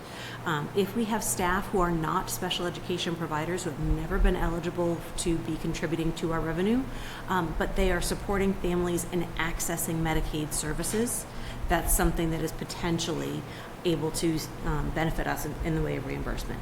And that system that's been our project. So that system entails submitting quite a lot of documentation to the state's vendor system, Fairbanks, and that's really about staff lists and cost pools and those things. And we're still learning some of the next steps. Then our staff are going to be receiving communications from this company, Fairbanks, and it's extremely important that they answer within 48 hours. That's the part that's like, this is timely and this is important. So these are the things that are coming and are changing. So at this point, we've shifted from preparing for and now training our staff to be ready to respond. So I think that puts us in a really good position, particularly that it's July. So we're feeling pretty good about that. And those Medicaid changes, unlike the other changes that you just described, Rachel, the Medicaid changes go into effect with this upcoming school year? They go into effect July 1. July, so, Yeah. okay, all right. Yeah. So the rules changed effective July 1. The potential for increased reimbursement, really, we won't see that go live until July 2028. And that is because the things that we manually bill for, it's referred to as interim billing, any person, entity that bills to Medicaid, it could be your doctor's office, a school, anything in between, you have 365 days in the state of New Hampshire to submit your claim. So they won't be able to give us the balance of our potential reimbursements for the 26-27 school year until after July 2028. And then there's processing, so it's going to take a little while. So the work happens now, the benefit happens later. Interesting. And then just to kind of reiterate things that Dr. Moulis said is our staff positions are largely filled. We're really right now down to paraprofessionals and like support positions. Our professional positions are filled, and that is such a good place to be right now. We've not experienced that in several years past. In the summertime, it's been a race for the whole summer, and we're not feeling that anymore, so it's good. May I ask you a question? Sure. The new program at Hudson Memorial School That wasn't on my list. So Yes. that was included in the budget. Yes. Mind giving an update on that? Absolutely. Are So you all of the ready for the planning- beginning of the school year? We are. All Okay. the planning is in place, the teachers are assigned, the staff are there, the rooms are there, everything is like, not quite decorated, but we're getting there. And then the documents that needed to be submitted to the state have been submitted, and we just right now wait for that to return. What typically will happen is when you submit for any purpose to have a new educational environmental placement, you submit your paperwork. You'll get a temporary approval for 1 calendar year, so you can really get your systems in place. They'll come back and do a site visit within that calendar year, and really what they're looking for at that point is just to make sure that what you said you were going to do is what you're doing. And as long as that goes well, you get approval until your next formal system-wide review. And how many students are you anticipating for this first school year? Right now, we're looking at about 8. Okay. Yep. Yeah. Would you mind providing us an update in a few months? Sure. Just high level, how that's going? Yeah. Thank you so much. Heather, did you have something? Yeah, I was going to say for the public, do you mind just giving a brief overview again what the program was loosely for the 8 students? Sure, we were looking at this about, actually quite some time ago and proposed a year ago to launch. Looking at middle school students in particular, we're looking at students who present with signs, symptoms, and profiles consistent with that in-between of an emotional disability or an autism spectrum disorder, which are very different conditions, but at middle school we see this blurring of symptomology, and it's very challenging because middle school is hard, right? It's hard to be 12, 13, 14, and so you see it really bubble at that age, and so that's what we decided, like, let's target this need that isn't being met. In conversations with our neighbors, they would have an interest that if we were to establish such a program and be approved, they would be interested in sending students to join our program so we could potentially recoup revenue. We can't press that button until we get our approval from the state, so that's just the next step in the chain.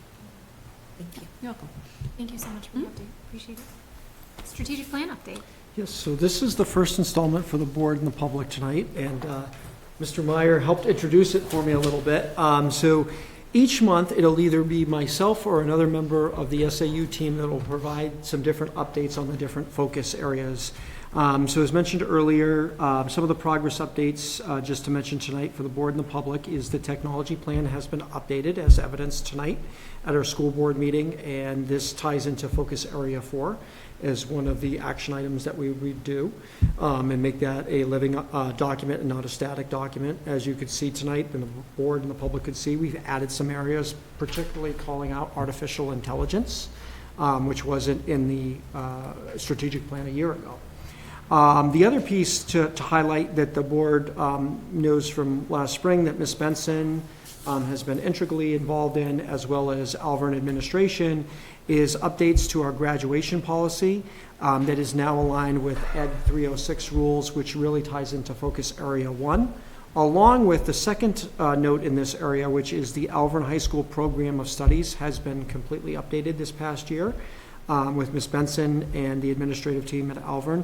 And there's now the alignment to the new portrait of an Alvern graduate with the graduation pathways of a 24 credit diploma and a 28 credit diploma with distinction, which are now called out in the program of studies. Additionally, the extended learning opportunities, the ELOs section has been updated, as well as the policy has been revised, including further defining and refinement of what those ELO opportunities are for students and families, which also ties into focus area 1. Focus area 4, kind of going back to that, in the next couple of weeks, working with Mr. Pratt, we are one of the first school districts, not the first, but we're one of the first school districts in the queue the school district is partnered with the New Hampshire Department of Education, along with all school districts in the state, and it's a company called Critical Response Group, and they are offering an interactive school floor maps. This was something I had discussed a year ago with the Hudson Police Department, but there was an associated cost for school districts, but now with recent legislation that has passed, the Department of Education is supporting this, and so we have a company coming in, this company that is the vendor across the state that is partnered with the New Hampshire Department of Education. They're going to walk all of our schools and provide interactive floor plans of all of our maps. This is extremely helpful and beneficial for our emergency responders, police, fire, administrators. So when there's a situation where if there's a gas leak or some type of emergency response, the first responders and administrators have those maps in live time as opposed to paper form, and they're in an interactive format. Like I said, this is a state initiative. This ties into completing on-site visits, and this does tie into the district looking to adopt online school mapping system, which focuses really on that safety security umbrella of focus area 4.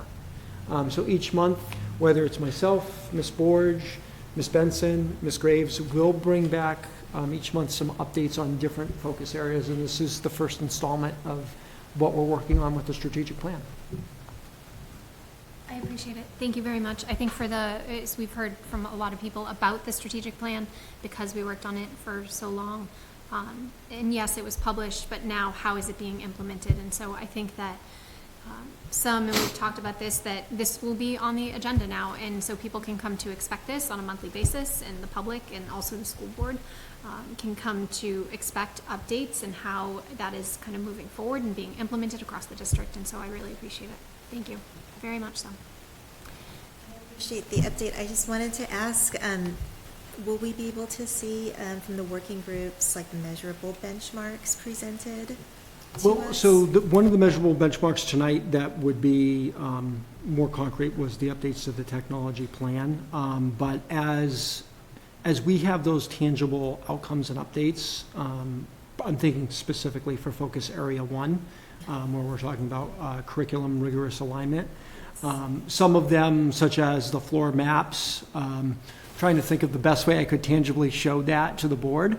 But I think there's going to be ways that I'll try to tangibly show, what, to your point, Heather, what those outcomes are going to be to different areas. One of the other ones I think of that is pretty tangible is the updates to the program of studies that we made in the spring and in the fall. We'll be making updates again, and that'll be coming forward. But I'll try to figure out a way where I can kind of show those outcomes as we go along. Thank you. Committee reports this evening. Do we have any? Dan?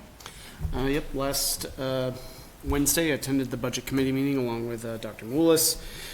There were it was definitely a very lively but very productive meeting. I'll start off saying that Roy Sorensen, the town manager, gave a report on town expenditures. One of the things that stood out to me was the numbers coming in unaudited from the town. They're about 1% under budget this year, which I thought was a good step. There were a few takeaways.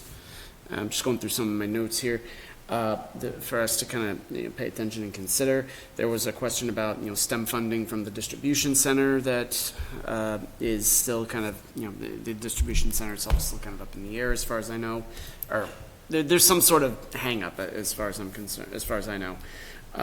Let's see. Just started going through these. Some of the things that was brought up at the budget committee meeting that I addressed with you guys tonight was about the privatizing the food industry in our community, and that was a kind of like a takeaway I think that I brought up. So, Dr. Moulis I think did a great job with presenting the information that was given. I think that the committee was receptive to it. And even at the very end, Chairman Lawrence was ended it on a very upbeat note. So I was very pleased with the way that meeting went. Thank you. Thank you very much for the update, Dan. It did, in watching the meeting, it did seem like it was a productive and positive budget committee meeting. So that was great to see. Any other committee updates tonight? Since our last meeting, the Alvirne trustees met. I'll just note, Ms. Graves attended. They had asked that she attend a meeting just more from a meet and greet standpoint. I don't believe she had the opportunity to meet with that group since she came on board, and she did. It was a good meeting. It was nice to connect them. She and her group are on the receiving end of most of the trustees, like donations and things like that. So just nice to kind of put faces with names. So I appreciate her attending. Any other updates tonight? Legislative update this evening. Thank you. So there's been many pieces of legislation that have now been enacted in law. This is not a comprehensive list because that would be a lot of pages, but this is just an overview. So the following legislative bills have now been voted and enacted in law. The first one I'm going to call out is House Bill 131, which requires revisions and updates to the bullying and cyberbullying prevention law. This does go into effect August 1, so at an upcoming policy committee meeting, we will be sharing those updates to bring forward to the board. The key essential areas to note in this particular legislation is the impact has updates in the reporting requirements for administrators. It also has comprehensive updates to the policy itself. And then additionally, there's updates that require to ensure bullying and cyberbullying procedures are printed clearly in student handbooks. So even though the handbooks are coming forward tonight, we're probably going to have to do an addendum or a call out to update that once that policy is reviewed. So that's one piece of legislation that was enacted. Senate Bill 430 is the mandatory disclosure by school employees. This goes into effect January 1 of 2027. So you'll notice some of them go into effect at the start of the school year, some of them are mid-school year. And so this one requires, this Senate bill that's now law requires credentialed educators must respond completely and honestly to written inquiries from parents or legal guardians regarding their child within 10 business days. So that is, in essence, the key legislative rule that is now enacted. The next one is House Bill 1817, which is access to curricular and co-curricular programs. This law goes into effect, interestingly, August 18th of 2026. Sometimes I'm not sure why it's August 1 and sometimes it's August 18th, but this one's August 18th. It requires public schools must grant students utilizing the Education Freedom Accounts, otherwise known as EFAs, equal access to academic courses, co-curricular clubs, and extracurricular activities within their resident district. So that defines that a bit more for school districts. The next one as mentioned is House Bill 1503, which is the emergency use of school mapping database. This went into effect April 22nd of 2026, so it's already in effect. And as school districts, we're working with the Department of Ed to create those online school mapping database. The next three that I'm going to talk about are financial pieces of legislation. Some of them, as Mr. Kilgore mentioned, were mentioned at a budget committee meeting. The first one was mentioned by, I believe, Mr. Walsh last week, which is House Bill 1300, which is establishing a school district local tax cap question for state general election of 2026. The school district local tax cap and school administrative fixed cap on central office administrative budgets. So what this bill does is it says during the November 2026 state general election and the November 2028 general election, state general election, every town and every ward in a city shall conduct a vote on the local tax cap question for their school district and a fixed cap on the school administrative unit central office administrative portion of the budget. So that is a change that I will have to get a little bit more guidance, because my understanding is that has to go forward at the November election timeframe. So that one I'm still learning a little bit more about. The next one is House Bill 564, which is the adoption of SAU budgets, including single district SAUs. I believe this one, Mr. Kilgore, might have come up by Mr. Walsh as well. One of these did. I don't know if it was this one or the last one. I think it may have been, I think it's some measure they all sort of filtered their way throughout the meeting, but yes, continue. So this law goes into effect August 18th of 2026. All districts with a school district meeting are required to include a separate warrant article to approve their SAU portion of the budget. The SAU budget is undefined in this new law, but at a minimum, it must include the expenses necessary for operation of the SAU, end quote. And what that entails is a superintendent and an assistant superintendent, a business administrator, regularly employed office personnel, and teacher consultants shall be deemed employees of the SAU. So we're also getting a little bit more guidance. I've already received some guidance of how to write that specific warrant article. So I'm getting a little bit more well-versed on this piece of legislation. And then the last one is House Bill 1575, which is delegates to the Municipal Budget Committee the responsibility for preparing the default budget. This law goes into effect on August 11th of 2026. The law shifts a procedural change as a New Hampshire Municipal Finance Budget Committee. It now emphasizes the role of the Budget Committee in default budget determinations. This applies to communities that have a municipal budget committee. So it basically has the governing authority for the budget committee to define what goes into the default budget. These are just a few of the legislative law bills that have now been enacted in law. Like I said, this is not a comprehensive list, but we have been working with other local associations. The New Hampshire School Boards Association provides updates. The New Hampshire School Administrators Association, the Principals Association, and the New Hampshire Association for Special Education Administrators all provides us updates, and we comb through all of those updates to look at what the changes are to school districts. So this is just an overview for the board and the public this evening. May I ask a question about the SAU budget, HB 564? Yes. Will the SAU budget also be included in the total for the district operating budget as the warrant article? Or does this completely carve that out and we would have one warrant article for the remainder of the operating budget and one warrant article? It says to include a separate article.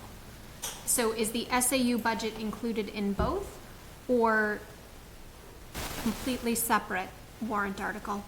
I believe it is completely separate, but I'm getting a little bit more advice and counsel on that. Yeah, that would be good. Last week I got a very nice defined memo from Attorney Gordon Graham, and he provided for me a nice overview of it, but there's still some of those questions that I need to parse out. My understanding is it's a separate warrant article. Okay.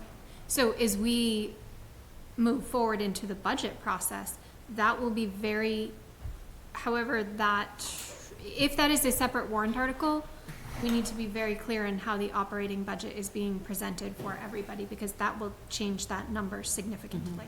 Yes. So, okay. Okay. Thank you. Any other comments or questions regarding the legislative updates? There's a lot of. And there's a lot of legislation. Yeah, Like I yep, said, this is just an absolutely. overview. There's charts that we receive from the Principals Association, from other associations, that's basically a grid of all the legislative bills that have been enacted. I try to sift through ones that I think are most germane for the board and the public, but there's a series of other bills as well. Thank you. So this evening, we have quite a bit listed in correspondence. I will open it up to questions if anyone has comments or questions, or Dan, if you'd like to speak to anything specifically. Heather, I will just share that specifically related to the handbooks, this was something that we added. This is probably the third year now, I think. Second or third? I think maybe second year? Maybe only the second year. So we actually have a policy that says that the school board it has access to and approves the student and family handbooks, so that's why we actually see them linked here in our agenda tonight. So these are the handbooks that go out to all parents in Power School that they need to sign off on. So that's the handbooks for each of them. We of course have discipline report, financials, some approved or overnight workshop travel, and then both capital reserve balance and student activity. We began getting those a couple of months ago, and this is the next installment of those. Do you want to speak to anything more specifically? The only two things I'll speak very specifically about is I just wanted to call out, Mr. Brown received this wonderful letter, and I shared it in the public packet from Governor Ayotte, which recognized our automotive program, and the students participated in Motorcycle Week, and it was a bike build off, and it showcased students' talents, creativity, and hard work. And Governor Ayotte wrote this letter and recognized our students and Mr. Brown for their accomplishments in this program, their knowledge, their technical expertise, and teamwork. And I just felt it was nice to include that in the board packet and for the public. And then the only other thing with the student handbooks that I wanted to mention, because we talked about it a couple meetings ago in the handbooks, is there's now a section that talks about e-bikes and alternative transportation. So in working with Mr. LeBlanc and Ms. Benson, and when you go to that section of the handbooks, you'll notice that there's a link there that calls out the procedure. And then we also included HPD, their flyer, informational flyer that talks about the alternative forms of transportation. And we've linked that right into each of the handbooks for each of the schools. So that's one of the areas that I just wanted to call out as a particular change. But as Ms. Dion mentioned, this is, I think, our second year really bringing forward the handbooks before they go in lifetime for registration purposes for parents to sign off on. Absolutely. Thank you. Any comments or questions regarding any of the correspondence this evening? So just to clarify, so that's nice that you include the handbooks for all the schools. Is that something that we approve, you said, or it's just for informational It's informational purposes. Yep, sorry. Okay. Any further comments or questions? Okay. Board of Selectmen liaison, Ms. Allen let me know that she was not able to make it tonight. She did just ask that I share that Alvern High School football team Project Blackout football game is taking place on Friday, October 16th. Shirts are already for sale online, and all of the proceeds go to the organization for childhood pediatric cancer. So she asked me to share that, and she will be at our meeting in August. Board member comments tonight. Dan? Thank you, Chairwoman Dion. I'll just say, in response to Dr. Melissa's question about why certain laws go into effect on certain days, I can certainly reach out to our state reps that are here in Hudson to kind of get some clarification on that, because that's also something I'm a little curious about. And to paraphrase the late, great Don Rickles, it is almost 10 o'clock and I am fed up and tired. That's all. Heather? The only thing I have is it possible to, and I don't know if this is the place to ask it, to put on a future agenda looking at policy BEDD, which is, you're familiar with that is, and specifically it's the requirement to state your address for public input. Is that something that we can put on a future So agenda? if any board member would like to request an agenda item, in our policy, the process for that is to send an email to myself and Superintendent I Willis. apologize. Okay. Nope. It's I will do that. absolutely great question, Heather. So just send us an email and we will discuss that and we'll try to get it on a future agenda. Ethan? None for me. Steve? Nothing from me. I would just like to mention two things very quickly. Actually, one thing, sorry. National Night Out is taking place next Tuesday at the Rogers Memorial Library, August 4th. It is a great event with a lot of community organizations. A number of us from the school board and the SAU team will be there. It's a great time for us to meet folks from the community, our students and parents and families, and so I hope to see many people there from 4:30 to 8 p.m. on Tuesday, August 4th at the library. With that, we have the RSA for non-public. Setting RSA 91A:3, Roman numeral 2, letters B and C. Make a motion to enter non-public. Second. Roll call. Dan? Aye. Heather? Aye. Ethan? Aye. Steve? Aye. Aye, we're now in non-public.